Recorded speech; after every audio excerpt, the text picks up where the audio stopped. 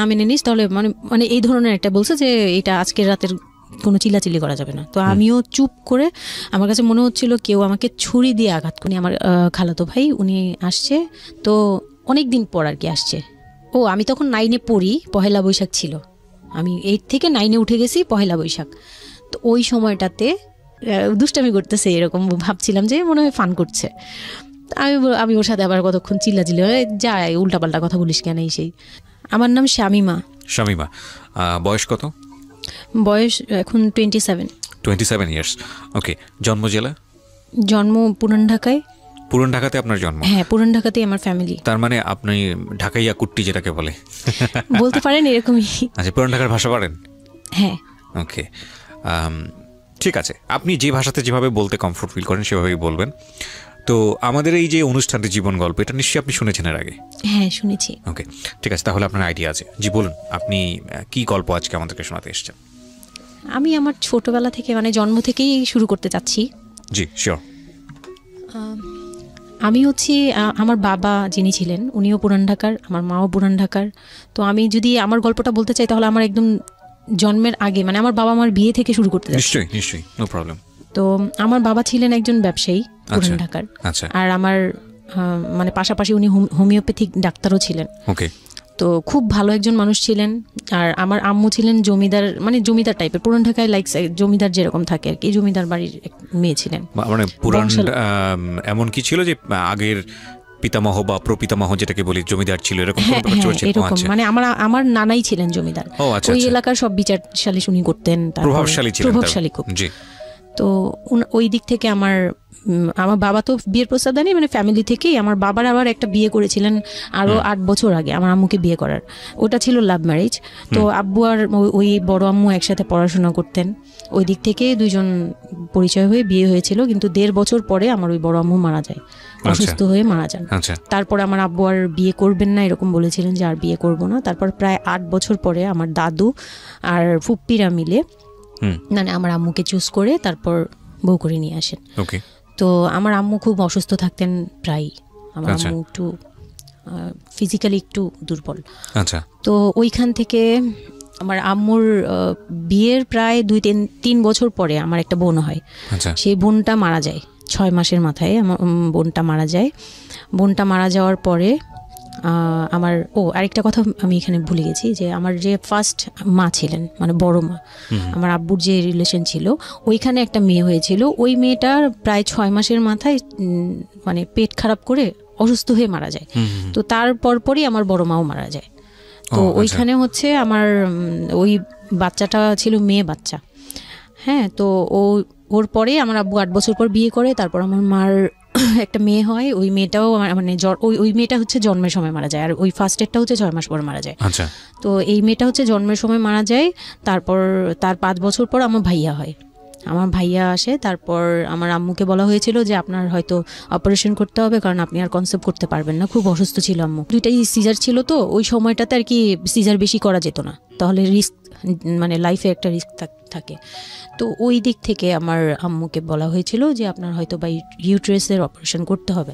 তো আমার আম্মু তখন বলেছিল যে না, আমার একটা মেয়ে দরকার, খুব অসুস্থ অবস্থায় বলেছিল আমার একটা মেয়ে দরকার, মানে আমার যদি একটা মেয়ে থাকতো খুব ভালো। হয়তো বা সৃষ্টিকর্তাই চাচ্ছিলেন যে একটা মেয়ে, মানে আমি যে আসবো এটা তো আর উনি জানতেন না, কিন্তু থাকে না যে অনেক সময় কিন্তু মিলে যায় এরকম। তো আমার আব্বু বলছিল যে মেয়ে হোক ছেলে হোক আরেকটা হলে ভালো হয়। তো ওইভাবে ট্রিটমেন্ট নিয়ে আমার প্রায় 2 বছর পরে আমি আমার আম্মুর মানে পেটে আসি। তারপর আমার জন্ম হওয়ার পরে আমরা ভালোই ছিলাম, আব্বুর বিজনেস ভালো ছিল। কিসের বিজনেস ছিল? ওনার হচ্ছে ইলেকট্রিক পার্সের বিজনেস ছিল। তো ওখান থেকে আব্বুর মানে ভালো বিজনেস করতেন। পুরান ঢাকায় ছিলাম আমরা, 4 জন একটা ফ্ল্যাট নিয়েছিলাম। আব্বু বিজনেস করতো, আমি স্কুলে ভর্তি হলাম, ভাইয়া স্কুলে ভর্তি হলো। তো খুব ভালোভাবেই কাটছিল দিনকাল। তো একটা পর্যায়ে যে আমার যখন 10-11 বছর, তখন হচ্ছে আমার আব্বুর বিজনেস একটু প্রবলেম হয়, একটু না ভালোই প্রবলেম হয়, মানে একজন খুব বড় ধরনের একটা লস সে ফেলে দেন। তো আমি এটা বলতে চাচ্ছি না।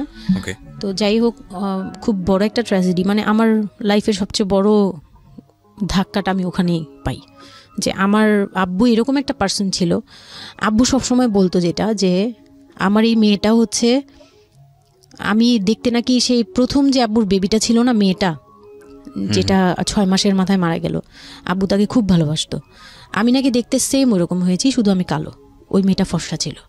তো আমি যখন জন্ম হই তখন আব্বু নাকি আমার ফেস দেখেই কান্না করে দেয় যে এটা আমার বড় বড় মেয়েটা যে ছিল তার মতো হয়েছে, তার মানে ও সেই, মানে আব্বুর ধারণা ছিল যে সেই আসছে, এরকম কিছু। তা আব্বু আমাকে অনেক আদর করতো, মানে অন্য অন্য বাবারাও আদর করে সব মেয়েদেরই, কিন্তু আব্বুর ভালোবাসাটা কেন জানি একদম ডিফারেন্ট ছিল, অনেক বেশি ভালোবাসতেন, অনেক বলার মতো না, সারাক্ষণ টেক কেয়ার, সারাক্ষণ, রাত নাই দিন নাই, সব সময়। আমার রাতে খুব বদভ্যাস ছিল, আমি রাত জাগতাম প্রচুর, প্রতি রাতেই আব্বু আমাকে হেঁটে হেঁটে ঘুম পাড়াতো কোলে নিয়ে। প্রায় 10 বছর 11 বছর পর্যন্ত আব্বু আমাকে কোলে নিয়ে ঘুম পাড়াতো, অনেক আদর করতো। আর যখন যেটা, তখন তো ছোট ছিলাম, যখন যেটা বলতাম আব্বু এখন এটা লাগবে, রাত দিন তো বুঝতাম না, আব্বু ওই সময় বের হয়ে যেত, মানে খুঁজতে বের হয়ে যেত কোথায় পাই এটা, আমার মেয়ে বলছে। তো ভাইয়ার সাথে খুব একটা এরকম হয় নাই, আমার সাথে বেশি হতো, তো ভাইয়া এটা নিয়ে একটু জেলাসও করতো, কারণ সাধারণতই কিন্তু মানে ভাই বোনের মধ্যে এই এটা থাকে, তো আমাদের মধ্যেও এরকম ছিল।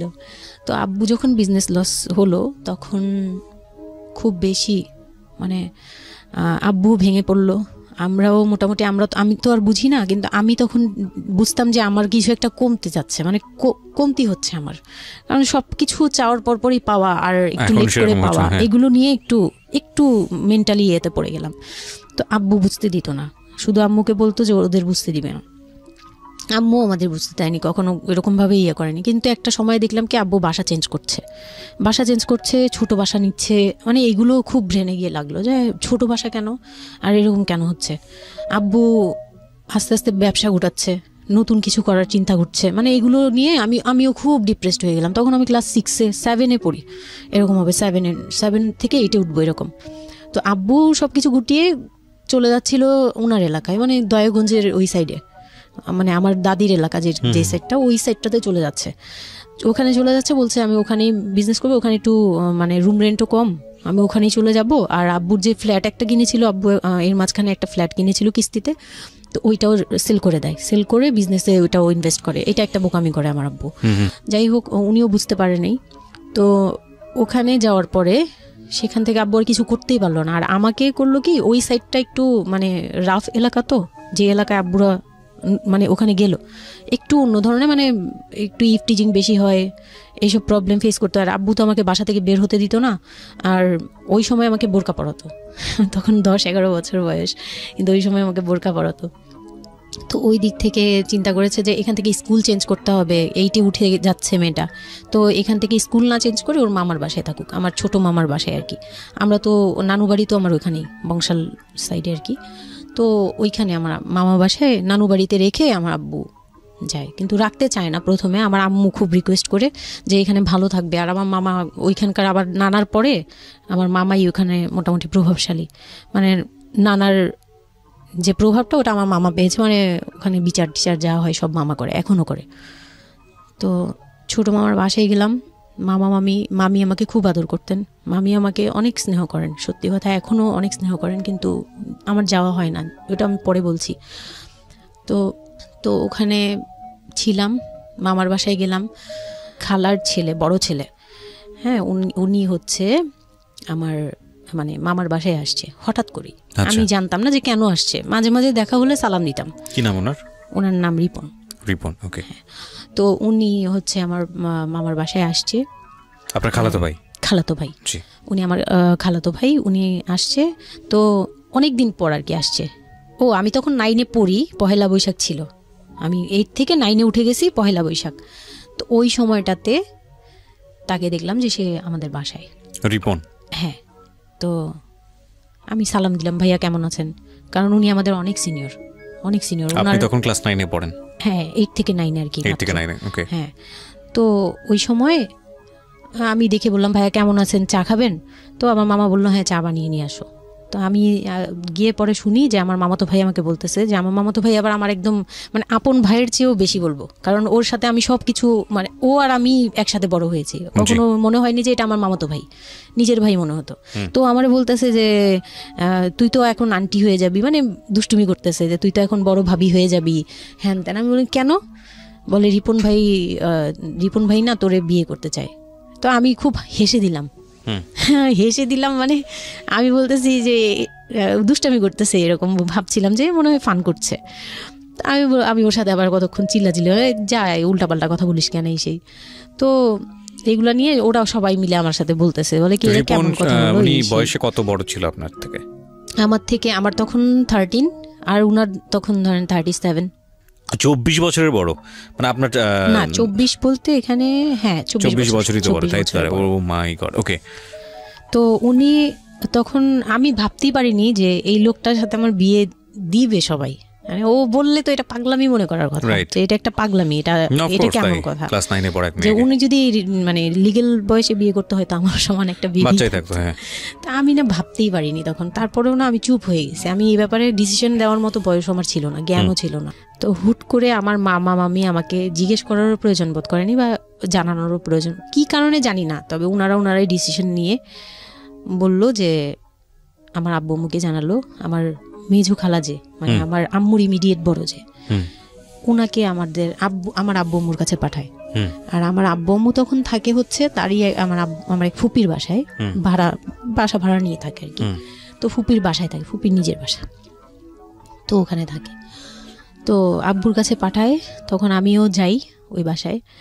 তো আমি তো আর জানি না এই কথা বলতে আসবে। আমি আবার ভাইয়ার সাথে বসে বসে গল্প করতে থাকি, ভাইয়া ছিল, ফুফাতো বোন ছিল, আমরা একসাথে গল্প করতে থাকি। তো হঠাৎ করে শুনি যে একটু মানে আমার খালা খুব জোরে সোরে বলতেছে, মানে চিল্লাচিল্লি করে বলতেছে যে যদি এই বিয়ে না হয় তাহলে আমাদের সাথে তোদের কোনো কন্ট্যাক্ট নেই, আজকে থেকেই বন্ধ। আচ্ছা, হ্যাঁ, এই বিয়ে হতেই হবে। কেন হতে হবে? আমার আব্বু বলছে কেন হতে হবে, আমার মেয়ে তো অনেক ছোট, ও তো এই সংসারের ভার নিতে পারবে না, বলো ওগুলো আমরা দেখবো, ওরে আমরা বাচ্চার মতো পালবো। মানে উনি বলতেছে আমি দায়ভার নিলাম, আমি সবকিছু নিলাম, এইভাবে বলতেছে আমি সবকিছু দেখবো, এগুলা নিয়ে কোনো টেনশনের কিছু নাই, নিজেদের মানুষ, এর চেয়ে ভালো কোনো অফার কোনো দিন পাবা না, মানে এর চেয়ে ভালো কোনো প্রস্তাব আসবে না, এই না সেই না, সেই অনেক কিছু বলতেছে। বৌমুকে কনভিন্স করতেছে যে এইটা যদি তোমরা হাতছাড়া করো তাহলে আর কখনো মেয়ের জন্য ভালো কিছু পাবা না, আর আমাদের সাপোর্ট তো জীবনেও পাবা না, তোমাদের একটা সাইড পুরো বন্ধ হয়ে যাবে, মানে আমাদের সাথে তোমাদের একদম রিলেশন শেষ, তোমাদের মেয়ে এখনই রেখে যাবো, তোমরা কি করবা করো। তো আমার আব্বু ওই দিক থেকে একটু দুর্বল ছিল। পরে আমি এটা শুনে কান্না করে দিছি, মানে সাথে সাথে কান্না করে দিছি। তো আমার ভাইয়াও বুঝছে, আমাকে নিয়ে ছাদে চলে গেছে। আমার ফুফাতো বোন, ভাইয়ার এক খুব ক্লোজ ফ্রেন্ড ছিল, ছোটবেলার বন্ধু, সেও আমাকে খুব আদর করতো বোনের মতো, সেও গেল উপরে, বলতেছে আপু তুই কান্না করিস না, আমরা দেখতেছি কি করা যায়। তো আমার ভাইয়া বলতেছে, বলে কি আমি ওরে নিয়ে কোথাও পালিয়ে যাই, আমার মনে হচ্ছে যে আমি ওকে নিয়ে এখন কোথাও পালিয়ে যাই, যে রিপন ভাই এটা কিভাবে এটা বলতে পারে যে বিয়ে করবে ওকে। তো আমি খুব কান্নাকাটি করছিলাম। আমার খালা চলে গেল, খালা চলে যাওয়ার পরে আমার ভাইয়া আব্বুকে যে কি বলছে জানি না, আব্বু আবার ছাদে আসছে, আমি কান্না করতেই আসি, মানে তখন কন্টিনিউ কান্না করতেছি। তো আমার আব্বু ছাদে এসে যেটা বলল যে, আমার আব্বু তখন বললো যে, বলে আমি তোমাকে নিয়ে মানে বনে চলে যাব দরকার পড়লে, কিন্তু আমি ওর কাছে তোমাকে দিব না।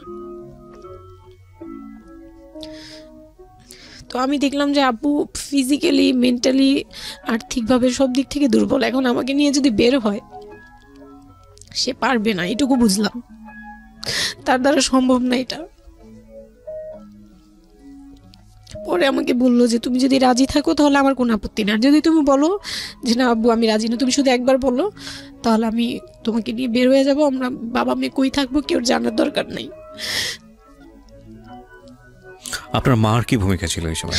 আমার মা তখন বলতেছে যে দিবে, আমার মা ইচ্ছা ছিল যে দিবে, কারণ আমার মা তখন এই জিনিসটা বুঝে না, মানে আমার মা এমনিতেও অনেক সহজ সরল, সত্যি কথা বলতে ওনার দোষ না এটা, সেইটা বুঝতো না যে এই যে ডিস্টেন্সে বিয়ে দিলে এই বিয়েগুলো টিকে না, বা 24 বছর বয়সের ডিফারেন্স, এগুলো নোট করবেন এবং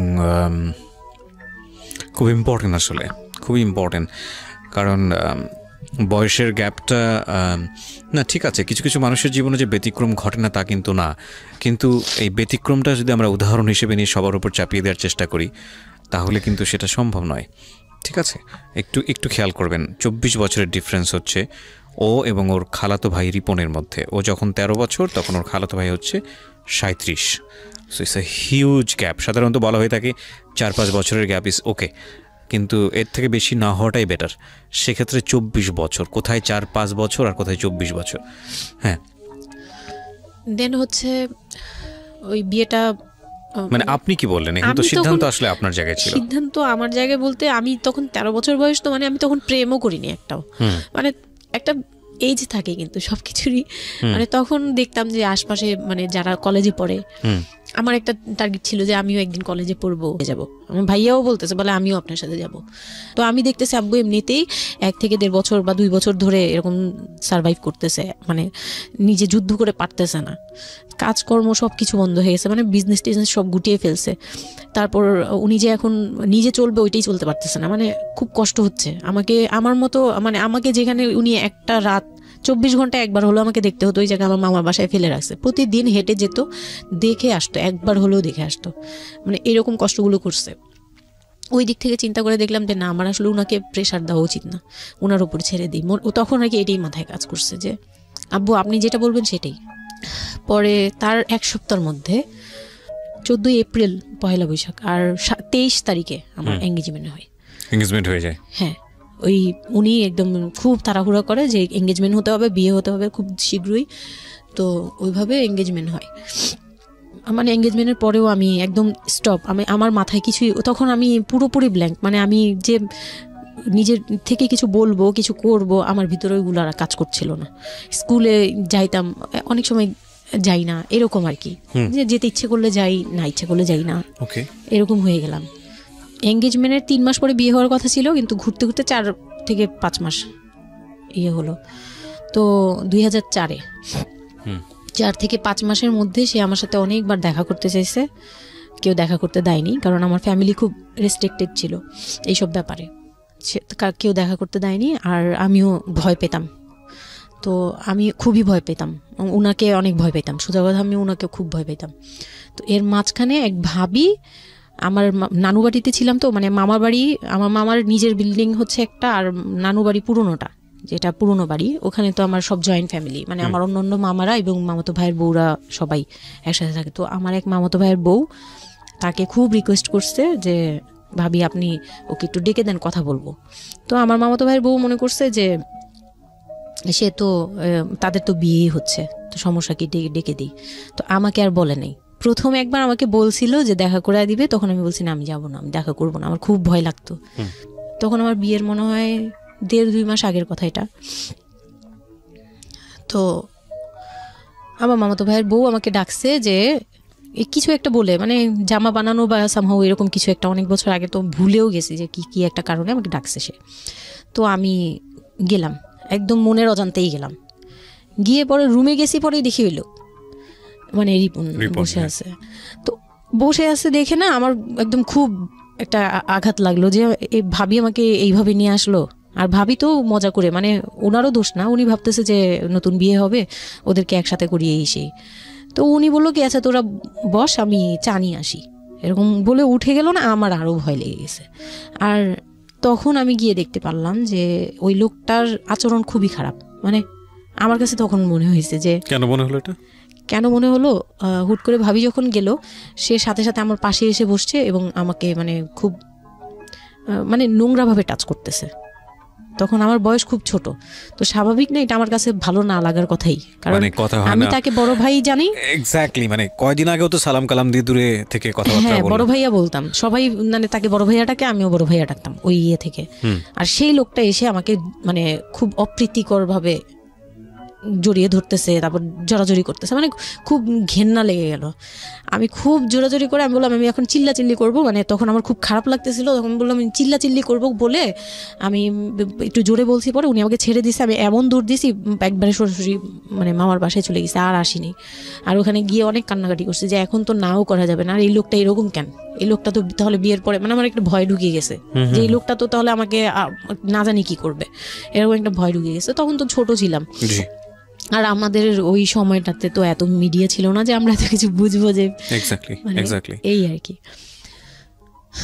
তো ওখানে তারপর 1.5 থেকে 2 মাস পরে বিয়ে হলো। এর মাঝখানে অনেকবার ফোন টোন করতো, এই করতো, আমি রেসপন্স করতাম না। তো বিয়ে যেদিন হলো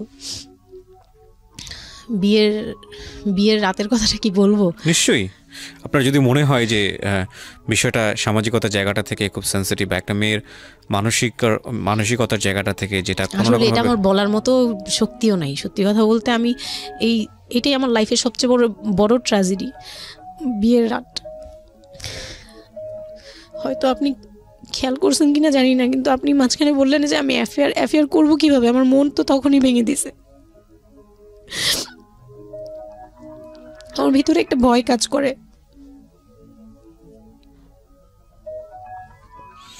কি হয়েছিল আমি জানি, আপনি খুব সুন্দর করে বলছেন গল্প, আপনি আপনার মতো করেই বলবেন, আমরা আসলে মূল মেসেজটাই পেতে চাই। লোকটা হচ্ছে সামাজিকভাবে সবার কাছে খুব ভালো, সবার কাছে ভালো বলতে মানে গলিতে বা এলাকায় কিছু করে না, সেই এলাকায় খুব ভালো ব্যবসা করে, খুব সহজ সরল ভাবে দোকানে যাচ্ছে, আসতেছে, খাচ্ছে, ঘুমাচ্ছে, নর্মাল। আমার সাথে যেদিন বিয়ে হলো সেদিন খুব বৃষ্টি, তো আমার তো ওই একদিনে আমার ভাবির রুমে, ওই দিনে আমি তার রূপ দেখে ফেলছি। তো তখন থেকে আমার তাকে দেখলে মানে গা শিউরে উঠতো, যে মনে হতো যে ভয়ঙ্কর একটা কিছু করবে।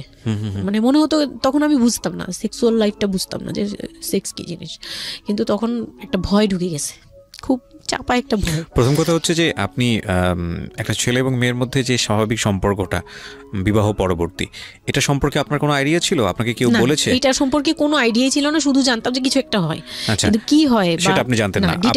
আপনাকে বিয়ের রাতে বা আগে পরেও কেউ কখনো কিছু বলে না? আমার বিয়ের আগে আমার এক ভাবি ছিল, মানে যেই ভাবির বাসায় গেছে সেই ভাবি না, আরেকটা ভাবি ছিল, উনারই বড় যা আর কি। তো ওই ভাবি আমাকে জাস্ট কানে কানে বলছে যে আজকে কিন্তু যাই হোক একদম চুপ থাকবি, আমাকে এইভাবে বলছে। শুধু এটা বলছে আজকে যাই হোক, আরো ভয়ানক কথা বলেছে, মানে এটা শুনলে তো আরো ভয় লাগে। যাই হোক কি হবে, বলে কিছু বুঝো না তুমি, হ্যাঁ কিছু এতই ছোট, কিছু বুঝো না, এইগুলি বলতেছে। মানে আপনার মনে আরো বেশি ভয় ঢুকে গিয়েছে। কোন ধরনের চিল্লাচিল্লি করবি না, চুপচাপ থাকবি, মানে জাস্ট হাসি মুখে এরকম করে বলছে। কিন্তু আমার কাছে একটু ভয় লাগছে তখনই, যে এই লোকটা তো ওই সময় যদি এরকম মানে খপ করে জড়ায় ধরতে পারে, এই লোক কি করতে পারে, কি হতে পারে, মানে এই টাইপের একটা ভয় কাজ করছে তখন এই জিনিসগুলো বুঝতাম না, মানে ফিজিক্যাল রিলেশন বা এগুলি এই সম্পর্কে কিছুই জানতাম না। জানতাম যে কিছু একটা হয়, হাজব্যান্ড ওয়াইফে কিছু হয়, কিন্তু কি হয় এটা জানতাম না, এরকম ছিলাম। তো নর্মালি যখন বিয়েটা হলো, কমপ্লিট হলো, সে তো মানে কতক্ষণে রুমে যাবে এরকম। একটু পজ দিচ্ছি আমি এখানে, কারণ আমি জানি যে ম্যাক্সিমাম আমি গেস করছি এখানে, কারণ এখানে যারা শুনবে বা এই মুহূর্তে যারা শুনছে তাদের ইন্টেনশনটাকে আমি একটু ক্লিয়ার করতে চাই। সেটা হচ্ছে আমরা এটা বলি যে this is an entertaining show, but এই জীবন গল্প বলেন বা আমার লাস্ট 7-8 ইয়ার্সের ক্যারিয়ারে আমি রেডিওতে যে ধরনের প্রোগ্রাম করেছি, সোশ্যাল অ্যাওয়ারনেসের জায়গাটা থেকে এটা কী ধরনের ভূমিকা রেখেছি সেটা আপনারা আপনাদের জায়গা থেকেই ভালো মূল্যায়ন করতে পারবেন। বাট আমি একটু করজোরে আপনাদের কাছে একটা মিনতি করতে চাই, এই ঘটনাটাকে সিনেমা হিসেবে না দেখে, সিনেমার পর্দায় কিছু একটা ঘটতে যাচ্ছে এরকম একটা কিছু হিসেবে না দেখে, রেডিও হিসেবে না দেখে, একটু নিজের জায়গা থেকে চিন্তা করে দেখবেন, বা যদি বিষয়টা এরকম হয় একটা মানবিক জায়গা থেকে একটু চিন্তা করে দেখবেন।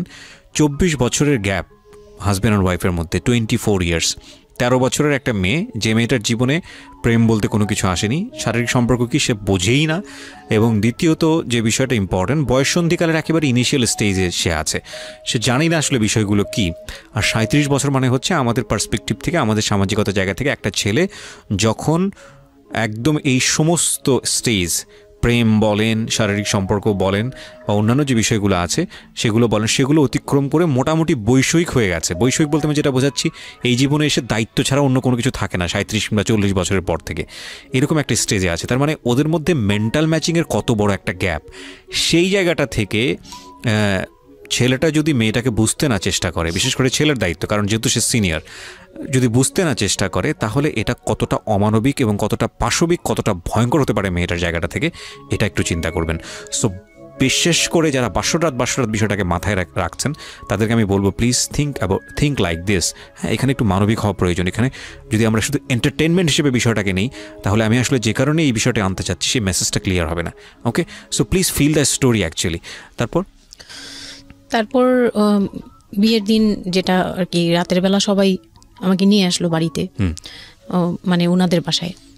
তো ওই বাসায় হচ্ছে একটা রুম, মানে প্রথম হচ্ছে বাসায় ঢুকেই কোনো বারান্দা টারান্দা কিছু নেই, শুধু রুম আর সিঁড়ি, সিঁড়ি ঘর। মানে পুরান ঢাকার বাসাগুলো একটু বেশি হয়তো খুব ছোট ছোট হয়তো, টাইপের হয়। আমি একসময় জিএসআরসিতে কাজ করতাম, আমার ফার্স্ট জব ছিল ওটা, আমি সার্ভে করেছিলাম পুরান ঢাকায়, সেটাই আমার প্রথম পুরান ঢাকায় যাওয়া, এবং আমার কাছে মনে হয়েছিল যে আমি কোথায় এসেছি। অনেক ঘিঞ্চি ভাইয়া, না এটা কারণ হচ্ছে কি, পুরান ঢাকা নিয়ে অনেকেই অনেক কিছু বলেন, কারণ ঢাকায় যারা, তাদের কাছে পুরান ঢাকাটা একটা নস্টালজিক জায়গা। আমি তো আর ঢাকায় বড় হইনি, সো আমার কাছে ঢাকা, আমি যখন ঢাকায় প্রথম পাড়া দিয়ে যখন পাবলিক বাসে উঠেছিলাম, তখন আমার কাছে মনে হচ্ছে আল্লাহ আমি কোথায় আসলাম, এই জায়গায় আমি কেন আসলাম। তো নর্মালি হচ্ছে ঢাকা এরকম। তারপরে যখন পুরান ঢাকায় গেলাম, পুরান ঢাকার সাথে আমার ওই ধরনের অ্যাটাচমেন্ট কখনোই ছিল না, অনেক বেশি, অনেক ঘিঞ্চি। আমার মনে আছে চকবাজারের যেই চকবাজার নামে একটা যে জায়গা আছে, ওখানে চুরি পট্টি বা কি যেন একটা আছে না, যে মেয়েদের কসমেটিক্স বিক্রি করে, ম্যাক্সিমাম হচ্ছে নকল, আমি জানি না এখন কিরকম আছে। তো আমি জীবনে কোনোদিন দেখি নাই যে একটা মানুষ আরেকটা মানুষকে গলি দিয়ে ক্রস করতে পারে। এবং ইন্টারেস্টিং বিষয় হচ্ছে, এখানে তো মেয়েরা ঢোকেই না, এবং ওর ঢোকার পরে ওপরে ছাদ, মানে এমনভাবে বিল্ডিংটা, অনেকগুলো বিল্ডিং মিলে ওই এলাকাটা, ওখানে আকাশ দেখা যায় না, মানে এরকম একটা অবস্থা যে একজন আরেকজনকে ক্রস করতে খুব ভয়ানক, মানে রীতিমতো ভয়ানক অবস্থা। আর আমি সার্ভে করেছিলাম, যেহেতু আমি বিল্ডিংগুলো সার্ভে করতাম, মানে অনেক, আমি একদম ইউনিভার্সিটিতে অনার্স দিয়ে, না অনার্সের থার্ড ইয়ার বা সেকেন্ড ইয়ারে থাকা অবস্থার ঘটনা এটা, আমি সার্ভে করেছিলাম বিল্ডিংগুলো। তো সেই সময় ওই সময়টাতে আমার একটু জানা হয়েছে আর কি। তো আসলে ভয়ানক রকমের ঘিঞ্চি। হ্যাঁ, তো বলুন যেটা বলছিলেন। তো যেটা বলছিলাম যে ওই রাতে ওই একটা রুম, এরকম রুমের উপরে রুম, তার উপরে রুম, মানে সিঁড়ি রুম এরকম। আর প্রথম যে রুমটা, মানে নিচতলায় যে রুমটা ছিল, সেই নিচতলার রুমের সিঁড়ির নিচে ছিল চুলা আর বাথরুম, সিঁড়ি কর্নারে। ওকে, মানে এটা হচ্ছে ওদের নিজের বাড়ি। ওকে, এইটুকুই ছিল। মানে তিনটা রুম, মানে হচ্ছে হলো এক ধরনের বিল্ডিং, একটা বিল্ডিং, একতলা দুতলা তিনতলা এরকম বিল্ডিং, বা তিনটা রুম। হ্যাঁ, তিনতলা বিল্ডিং, কিন্তু সিঁড়ি আর রুম। মানে কত অল্প জায়গার মধ্যে এই জিনিসটা ম্যানেজ করেছে। হ্যাঁ, আমি পরে শুনেছি যে এটা আধা কাঠারও নিচে, ওইটা 1 শতক বা হাফ শতক জমি যেটাকে বলে। হ্যাঁ, শুধু একটা রুম আর সিঁড়ি, এইটুকু। তো ওইটুকুর মধ্যেই মানে বাড়িটা। তো ওই বাড়িতে আমার খালার বাড়ি ছিল, আমি তো প্রায়ই যেতাম, বেড়াতে যেতাম ছোটবেলায়। তো আমাকে নিয়ে গেল, আর তিনতলার রুমে, সবচেয়ে পরের রুম যেটা, ওটাতে আবার আমার মানে মেজো দেবর সম্পর্কে ছিল, সে আমাদেরও মানে আমার বিয়ের 12 বছর আগে বিয়ে করে ফেলছে। সে লাভ ম্যারেজ করছে, মানে উপযুক্ত বয়সে বিয়ে করছে। আর আমার হাজবেন্ড আবার ছিল যে উনি আবার খুব লেটে বিয়ে করছে, মানে ফ্যামিলির দায়িত্ব পালন করে সবকিছু শেষ করে তারপর বিয়ে। 37 আসলে খুব লেট না, কিন্তু 37 এর জায়গা থেকে 13 বিয়ে করাটা খুব অবিবেচক। আমার জন্য তো সে অনেক বড়। যাই হোক, তারপর ওই দেবরের যখন বিয়ের 12 বছর হয়ে গেছে, তখন উনি বিয়ে করছে। আর তো ওই ভাইয়া, মেজো ভাইয়া যে ছিলেন, তো মেজো ভাইয়ার রুমটা ছিল তিনতলায়। আমি ওখানেই আমার বাসর ঘরটা করা হয়েছিল আর কি। তো ফুল টুল তেমন ভালো আনা হয়নি, সে খুব রাগারাগি করছে। ছোট ভাই যারা ছিল, এলাকার ছোট ভাইটাই, ওদের সাথে খুব রাগারাগি করছে আমার হাজবেন্ড যে ছিলেন।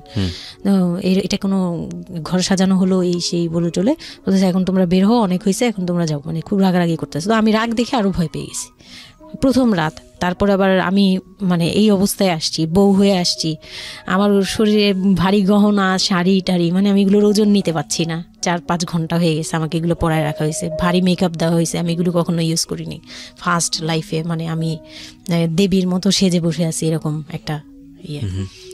তো খুব ভয়েও কাজ করছে, নার্ভাসনেস। তারপর এখন কি হবে, সবাই বের হয়ে গেলে কি হবে, এটা একটা টেনশন। আর শুধু মানে কেমন জানি একটা ফিল, যেটা সাধারণত নর্মালি হওয়া উচিত একটা ছেলে এবং একটা মেয়ের জায়গাটা থেকে। এটা হচ্ছে জীবনের সবচেয়ে সুন্দরতম মুহূর্তের একটা, রাইট? আমরা সেটাই চিন্তা করি না। একটা মেয়ের জীবনে স্বপ্ন থাকে তার একটা বাসর রাত কিংবা ফুলসজ্জার রাত, আমরা যেটাই বলি সেটা নিয়ে। একটা ছেলের জীবনেও নিশ্চয়ই থাকে, এবং সেটা চমৎকার হয়ে সারা জীবন স্মৃতি হয়ে থাকুক, এরকম কিছু একটা থাকে। এবং সেখানে বিষয়টা যদি এরকম হয় যে একটা মেয়ের জীবনে আতঙ্কের রাত এবং ভয়ানক রকম আতঙ্কের, সবচেয়ে বড় আতঙ্কের রাত ছিল ওটা, তাহলে আপনি চিন্তা করে দেখতে পারেন। এবং সেটাকে যারা আজকে এই রেডিও যারা শুনে, যারা এটাকে এন্টারটেনমেন্ট হিসেবে নিচ্ছেন, তাদের জায়গা থেকে আমি বলতে পারি যে এখানে নিজেরও কিন্তু একটা পরিচয়ের বিষয় আছে। হ্যাঁ, মানে নিজের পরিচয়টা নিজের কাছে কি দিচ্ছেন একটু চিন্তা করে দেখেন। ঘটনার ভেতরে ঢোকার চেষ্টা করুন, এই মেয়েটার মানবিক অনুভূতিটাকে জানার চেষ্টা করুন, অন্য কিছু নয় প্লিজ। কজ আমরা আমাদের সামাজিকতার জায়গাটা থেকে মেয়েদের এই বিষয়গুলোকে উইথড্র করে বা না ভেবে তাদেরকে কখনো কখনো সারা জীবনটা ধ্বংসের দিকে ঠেলে দিই। হয়তো মেয়েটার ক্ষেত্রে এরকমই কিছু হয়েছে, আমরা একটু সামনের দিকে আগাবো। জি, তারপর উনি আমাকে, আমি তখন শাড়ি টাড়ি পরা, গহনা পরা। তো খুব নর্মালি সবাই চলে গেল পরে খুব নর্মালি আমাকে বলতেছে যে ড্রেসটা চেঞ্জ করো, শাড়িটা চেঞ্জ করো, গহনা টহনা চেঞ্জ করো। তো আমি আমার লাগেজ থেকে একটা 3 পিস নিলাম, ওই 3 পিসটা নিয়ে ওয়াশরুমে চলে গেলাম। ওয়াশরুম বলতে ওই যে উপরের রুমেই একটা ওয়াশরুম আছে, আর নিচের রুমে মানে উপরের রুমে তো আর সিঁড়ি ঘর নাই, সিঁড়ি ঘরটাতেই একটা ওয়াশরুম ছিল, ছোট্ট একটা টয়লেট ছিল। ওইটাতে গিয়ে আমি চেঞ্জ করলাম খুব কষ্টে, চেঞ্জ করে তারপর মুখের মেকআপ টেকআপ এগুলো ওয়াশ করে আসলাম। তারপর আসার পরে উনি বলতেছে উজু করে আসো। হ্যাঁ, তো আমি উজু করলাম, উনি উজু করছে করে, মানে প্রথম রাতে নাকি নামাজ পড়তে হয় সবাই বলে দিছে। তো ওই নামাজ পড়লো আমাকে নিয়ে। নামাজ পড়ার পরে বেডে গেলাম, মানে আমি বিছানায় যে বসলাম, খুব ভয়ে ভয়ে আছি যে কি বলবে কি করবে জানি না। তো উনি আমার পাশে এসে বসে আমাকে ফার্স্ট কথা যেটা বললো, মানে এইটাই ফার্স্ট কথা ছিল যে আমি তো ওই ফ্যামিলির বড় ছেলে, আর তুমি তো আমাদের ফ্যামিলির সবাইকেই চিনো জানো, তোমার তো আর চেনা জানার দরকার নেই। আর আমার তখন ওনার মা মারা গেছে 3-4 বছর, মানে 3 বছর হবে এরকম, 3 থেকে 4 বছর এরকম হবে। বলে আমার মা মারা যাওয়ার পরে আমি এখন সংসার দেখি, আমার হয়ে আমার মার জায়গাতে এখন তুমি। এটা শোনার পর আমার কাছে মনে হলো আস্ত একটা বাড়ি আমার মাথার উপর পড়লো। এটা আমি যেখানে নিজের এটাও একটা বিষয়। ওই কথাটা কিন্তু খুব সুন্দর বলেছে, মানে ওর 37 ইয়ার্সের জায়গাটা থেকে এটা খুব সুন্দর একটা কথা। কিন্তু কথা হচ্ছে 13 বছরের একটা মেয়ে কেন এটা বুঝতে যাবে? ও কিন্তু এটাই বুঝেছে যে এই এত 3 তলা একটা বাড়ি, 3 রুমের একটা বাড়ি ওর মাথার উপরে দিয়ে দেওয়া হলো। দেখুন, এই জিনিসটাই আমি আপনাদেরকে বোঝানোর চেষ্টা করছি যে আসলে সব কিছুর একটা বয়স থাকে। হ্যাঁ, এবং ছেলেটার জায়গা থেকে কিন্তু খুব সুন্দর নামাজ পড়েছে, বসছে, এখন পর্যন্ত আমাদের কাছে ভালোই লাগছে শুনতে। কিন্তু এটা আসলেই কেউ বুঝতে চাইবে? 13 বছরের মেয়েটাকে এই জিনিসটা বুঝতে চাইবে? এইটা বোঝাটা জরুরি ছিল। হ্যাঁ, তারপর উনি যেটা বলছে যে আমার ভাই বোন আছে, সবাই আমার ছোট, কিন্তু আমার তো প্রায় 10-12 বছরের বড়। ওনার যে 10-12 বছরের ছোট, সে আমার 12-13 বছরের বড়। মানে তাকে আমি ছোটবেলা থেকে এইভাবে দেখে অভ্যস্ত।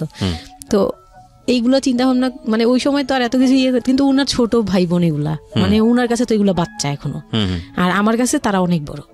আমি তাদেরকে কি টেক কেয়ার করবো, তারা আমাকে করবে, মানে আমার এরকম একটা বিষয়টা। তাই হ্যাঁ, তো আমি চুপ হয়ে শুধু শুনছিলাম। ও আচ্ছা, মানে আমি কিছু বলার মতো ভাষাও পাচ্ছি না, বা আমি কি বলবো, আমার এখানে ডায়লগই কি ছিল, মানে আমি এরকম মনে হচ্ছে যে কেউ আমাকে একটা স্ক্রিপ্ট ধরাই দিত, আমি একটু দেখে আমাকে কেউ কিছু বলেও না, এই লোক কি বলতেছে। তো যাই হোক, এই কথাটার পরে মানে যখন উনি এটা বলার পরে বলতেছে যে তুমি, আমাদের একটা মানে রুলস আছে, বিয়ের পরে নাকি বাসর ঘরে নাকি কিছু দেয়, হাজব্যান্ড ওয়াইফকে কিছু দেয়, তারপর নাকি টাচ করে, এরকম কিছু একটা।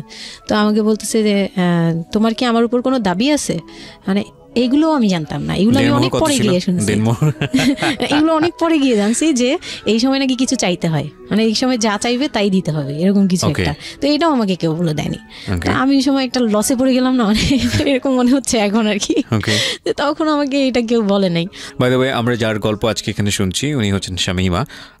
ওনাকে যদি আপনারা দেখতে চান, আমাদের যিনি আজকে গেস্ট, আমরা একটা ছবি দিয়ে দিয়েছি আমার ফেসবুক পেজে, আমার পার্সোনাল পেজটাতে, www.facebook.com/kibriya.rj। আমি আবারও বলছি, www.facebook.com/KEBRIA.RJ। পেজটি আছে আরজি কিবরিয়া নামে। লাইক দিতে ভুল করবেন না, অবশ্যই লাইক দেবেন। আমরা ছবিটা একটু পরে সরিয়ে নেব, সুতরাং যারা দেখতে চান ওখানে গিয়ে আপনারা নক করতে পারেন। হ্যাঁ, যেখানটা ছিলাম আমরা। তো আমি বললাম যে না, আমি জানতাম না দাবি জিনিসটা কি। তো না বলার পরেই সে তো মানে আমার কাছে খুবই, মানে এই কথাগুলো বলতে আমি বলতে পারবো না। ঠিক আছে, বলার দরকার নেই, আমরা সিচুয়েশনটা বুঝতে যাচ্ছি যে ওইটা আমার ফার্স্ট নাইট ছিল, আর আমি ওগুলা মানে ওই ফিজিক্যাল ব্যাপারগুলো আমি বুঝতাম না, ওই সময়টাতে বোঝার কথাও না, বুঝতামও না, একদমই বুঝতাম না যে এই হয়। তো যখন উনি শুরু করলো, শুরু থেকে শেষ পর্যন্ত মানে খুব অল্প সময়ের মধ্যে খুব অমানবিকভাবে, মানে এটা এখন বর্তমানে যদি আমি কল্পনা করতে যাই, তাহলে এটা একমাত্র পারে রেপিস্টরাই পারবে, এটা রেপ ছাড়া কিছুই ছিল না। আমি মেনে নিস তাহলে মানে এই ধরনের একটা বলছে যে এটা আজকের রাতের কোনো চিল্লাচিল্লি করা যাবে না। তো আমিও চুপ করে, আমার কাছে মনে হচ্ছিল কেউ আমাকে ছুরি দিয়ে আঘাত করতেছে, মানে মনে হচ্ছিল যে কেউ আমাকে ছুরি দিয়ে আঘাত করতেছে, আর আমি ব্লাড দিয়ে পুরো, মানে আমার শরীরে সব ব্লাড বের হয়ে যাচ্ছে। আমার এরকম মনে হচ্ছে যে আমার শরীর থেকে সব ব্লাড বের হয়ে যাচ্ছে, আমি মানে গরু কাটলে যেরকম করে না, আমি এরকম কাঁপতেছি, ওরকম কাঁপতেছি। কিন্তু সে তার কাজ করলো। আমি খুব অবাক হয়েছি যে আমি উঠে বসতে পারতেছিলাম না, সে আমাকে টান দিয়ে উঠে বসাইছে, বসায় বলতেছে ওয়াশরুমে যাও। আমি ওয়াশরুমে কীভাবে গেছি আমি জানি না, আমি খুব ধরে ধরে খুব মানে খুব কষ্টে কাঁপতে কাঁপতে ওয়াশরুমে গেলাম, ফ্রেশ হয়ে আসলাম। আসার পর আমি খুব কষ্টে যে আমি যখন বিছানায় মানে ঘুমাতে যাব তখন আবার মাই গুডনেস, এরকম করে সে সারা রাতে মানে রাত 3টা থেকে ভোর সকাল 8টা পর্যন্ত 4বার আমার সাথে এইরকম করলো। আমি আর সকালে উঠতে পারি না, মানে আমি উঠে বসতে পারি না। তারপর 2-3 দিন কি হয়েছে আমার মাথায় নেই, মানে আমি এখন আর এটা বলতে পারবো না, কারণ আমি পুরো সেন্সলেস ছিলাম আর ওনারে দেখলেই আমার ভয় লাগতো। সে যতবার আসতেছে সামনে। 2-3 দিন আপনি সেন্সলেস অবস্থায় ছিলেন? আমি জানি, মানে আমি সেন্স ছিল, কিন্তু আমি এখন গল্পটা বলতে পারবো না যে এই 2-3 দিনে কি হয়েছে। আচ্ছা আচ্ছা। এই 2-3 দিন আমার বৌভাত হয়েছে, আমাকে পার্লারে নিয়ে যাওয়া হয়েছে, কিন্তু আমি নিস্তব্ধ। আর তখন আমার মানে শারীরিক কন্ডিশন খুব খারাপ, কিন্তু সবাই বুঝতেছিল, কিন্তু কেউ বুঝতে দিচ্ছিল না আমাকে। মানে এভরিবডি অ্যাভয়েড দিস, মানে সবাই জিনিসটাকে অ্যাভয়েড করছে, তারা পার্টিটাকে এনজয় করছে। এটা শুধু আপনার ফ্যামিলির সমস্যা না, এটা আমাদের পুরো সমাজেরই সমস্যা। এটা সমাজটাই অ্যাভয়েড করে। এবং আমার মনে আছে I face huge difficulty for the first time যখন আমি রেডিওতে এই ধরনের একটা, আমি নট আজকেই না প্রথম, আমি এটা আগে বিষয়গুলো খুব চ্যালেঞ্জ জায়গা থেকে আমি প্রচার করার চেষ্টা করেছিলাম। অ্যান্ড আই ফেস, এগুলো হয়তো আমার লিসনাররা কখনোই জানে না, আই ফেস হিউজ ডিফিকাল্টিস। যখন আমার প্রথম বইটা পাবলিশড হয় সেটা নিয়েও আমার একটা বড় ধরনের ডিফিকাল্টি ফেস করতে হয়েছে। একটা অদ্ভুত বিষয় হচ্ছে আমাদের সমাজে এই বিষয়গুলোকে আমরা অ্যাভয়েড করি, আমরা ঢেকে রাখতে চাই, আমরা মনে করি এটা একটা ট্যাবু, এটা সমাজে 8-10 জন মানুষের সামনে এটা নিয়ে আলোচনা করা যায় না। একটু চিন্তা করে দেখবেন আলোচনা করা যায় না এটা কোন অর্থে? যদি বিষয়টা নিয়ে সুড়সুড়ি দেওয়া হয়, যদি বিষয়টা নিয়ে এমনভাবে বলা হয় যে এটা এমনভাবে প্রেজেন্ট করা হচ্ছে যেটা একটা রগরগা বিষয়, এবং সেটা শুনে আরও কারোর মধ্যে এই ধরনের পাশবিক বা সে আসলে এন্টারটেনমেন্টের জায়গা থেকে নিয়ে এটাকে মজা হিসেবে নিল, বিষয়টা তখনই একটা প্রশ্ন আসে। কিন্তু যদি বিষয়টা লেসনের জায়গা থেকে আসে, একটা সামাজিক শিক্ষার জায়গা থেকে আসে, যে একটা পুরুষ সে 37 বছর বয়স, সেটা আমিও হতে পারি, আপনিও হতে পারি, বা যে ছেলেটা ওনার জীবনে এসছে সে তো হয়েছেই, যে তারা যেন কখনো এরকম অমানবিক না হয়। এবং নট অনলি দিস, একটা মেয়ে যখন 13 বছরের থাকে তাকে পরিবারের এত বড় সাপোর্টের জায়গা থেকে বাবা এত ভালোবাসতো, তার জায়গাটা থেকেও কোনো একটা সাময়িক সমস্যার সমাধান করবার জন্য বা যাই হোক না কেন শেষ পর্যন্ত যে রাজি হয়েছে, এরকম এক ধরনের এটা তো জবাই করা আমি বলবো, যে একটা মেয়েকে শুধু শারীরিকভাবে হয়তো সে যেই প্রবলেমটা ফেস করেছে ওই রাতে সেটা হয়তো সে ধীরে ধীরে রিকভার করবে, কিন্তু সারা জীবনের জন্যে সে যে মেন্টালি ওই জিনিসটাকে ভয়ানক রকমভাবে একটা বাজে জায়গায় বাজেভাবে চিন্তা করা শুরু করলো মানুষের জৈবিক চাহিদার জায়গাটাতে, এটা তো একটা মানুষের থিঙ্কিংটাকে জবাই করে দেয়া, তাই না? এবং এইটা কত ভয়ানক রকমের অপরাধ, কত ভয়ানক রকমের ভুল। এবং আমাদের এই জায়গাটাতে আমাদের অনেক বেশি পরিমাণে বড় যারা আছি, সিনিয়র যারা আছি, তাদের বোঝা উচিত। প্রথম কথা হচ্ছে লিগেলি যদি আমি বলি তাহলে বিয়েটা বৈধ ছিল না, কারণ সরকার কিন্তু আমরা যতদূর জানি যে 18 নিচে বিয়ে দেওয়াকে পারমিট করে না। দ্বিতীয় কথা হচ্ছে যে মানসিকভাবে সে পরিপক্ক ছিল না। তৃতীয় কথা হচ্ছে যে যদিও বা বিয়েটা হলো তাহলে তাকে যে একটি প্রপার এডুকেশন দেয়া, যে এই বিষয়টা হচ্ছে এরকম, প্রপারভাবে বড় করা, প্রপারভাবে নার্সার করা, সেটার মারাত্মক রকমের অভাব ছিল। ঘটনা এখানে শেষ হয়ে যায় নাই, ঘটনা কিন্তু এখানে শুরু হলো। কারণ বাংলাদেশের অনেক মেয়ের জীবনে এরকম দুর্ধর্ষ রাত আসে এবং এই রাতগুলো সারাটা জীবনের জন্যে তাকে বেদনার স্মৃতি, তাকে সারাটা জীবনের জন্য একটা ভয়ঙ্কর রকমের মোমেন্টের মধ্য দিয়ে নিয়ে যায়।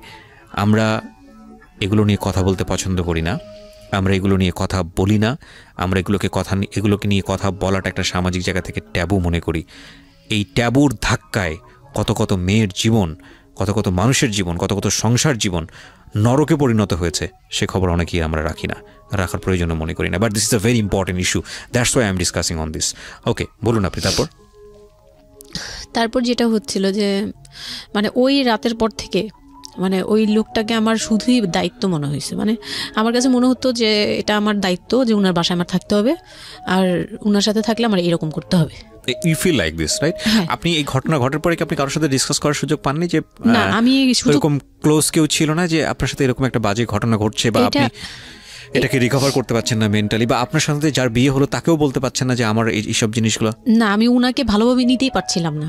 সোজা কথা, আমি উনার সাথে কোনো কিছু ডিসকাস করতাম না, বা অনেক পরে গিয়ে যখন ডিসকাস করেছি তখন উনি আমাকে উল্টাপাল্টা বুঝ দিয়েছে। মানে অনেক পরের সময়টাতে, হ্যাঁ, বাট ইট হ্যাপেন্স রেগুলারলি, না র্যান্ডমলি জিনিসগুলো হয়ে যাচ্ছিল আপনার সাথে? হ্যাঁ, প্রায় মাস থেকে 2-3 মাস এরকম হলো। তারপর মানে এটা আমি বলি যে প্রথম তো 4-5 দিন তো রেগুলার হলো।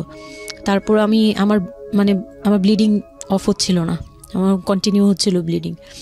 তো এক সময় যে ওই ব্লিডিংয়ের মধ্যেও তিনি অনেক বাজে ইয়ে করেছে। তো ওর পরে আমি বাসায় যেতে চাইলে বাসায় যেতে দিত না, এইভাবে ইয়ে করে ফেললো।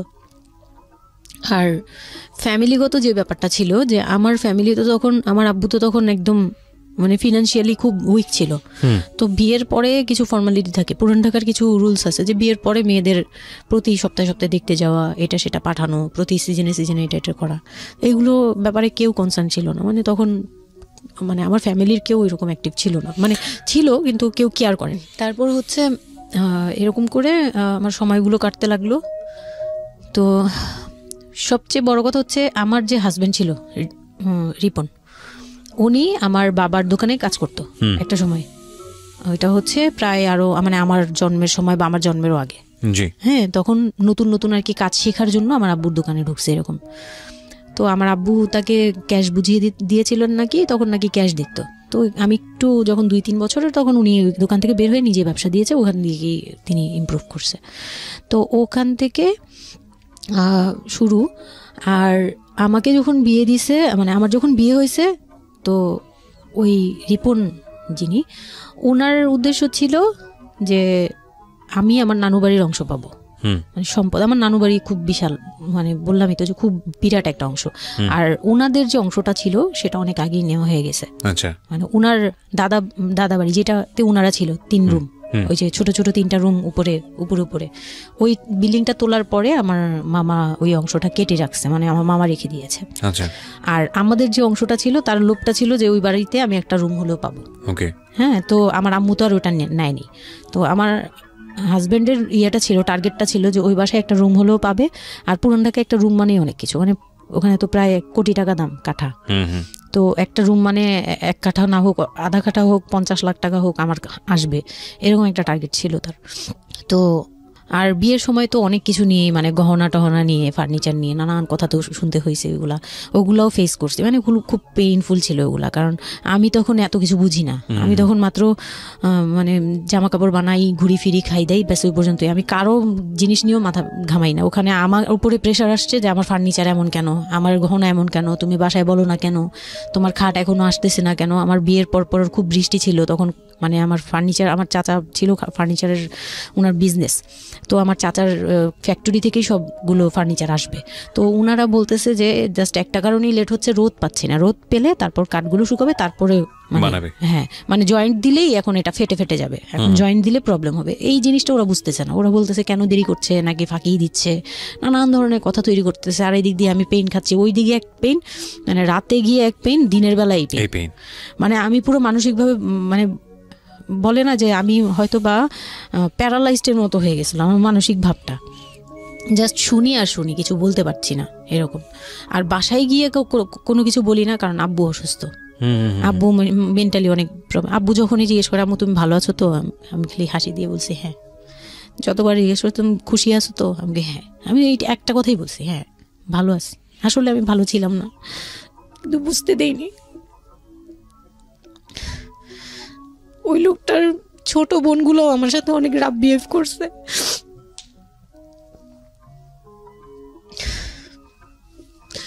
তো অনেক রুডলি আচরণ করেছে।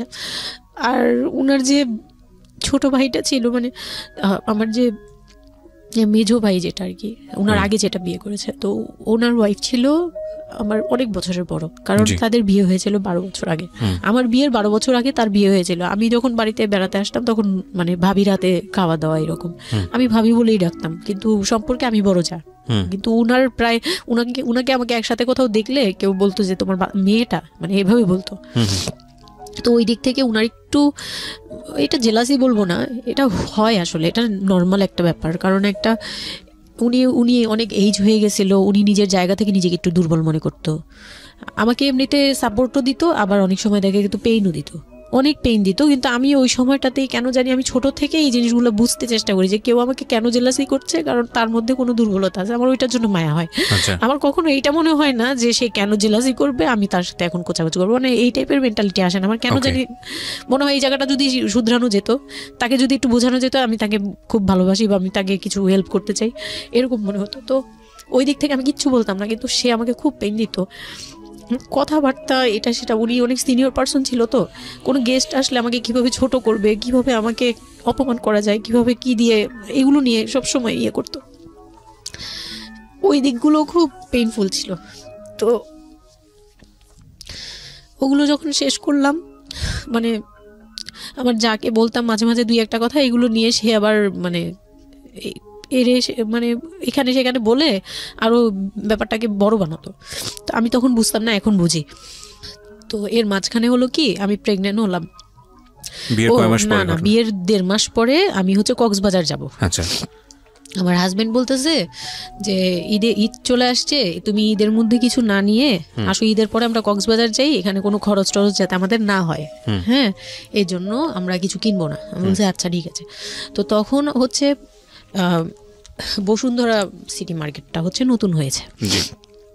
তো উনি বলতেছে আমরা বসুন্ধরা সিটিতে যাব শপিংয়ে, কিন্তু উনি যেটা বলতেছে যে আমার মানে বসুন্ধরা সিটিতে যাবে, কিন্তু আমাকে যে কিছু কিনে দিবে না এটা আমি জানতাম না।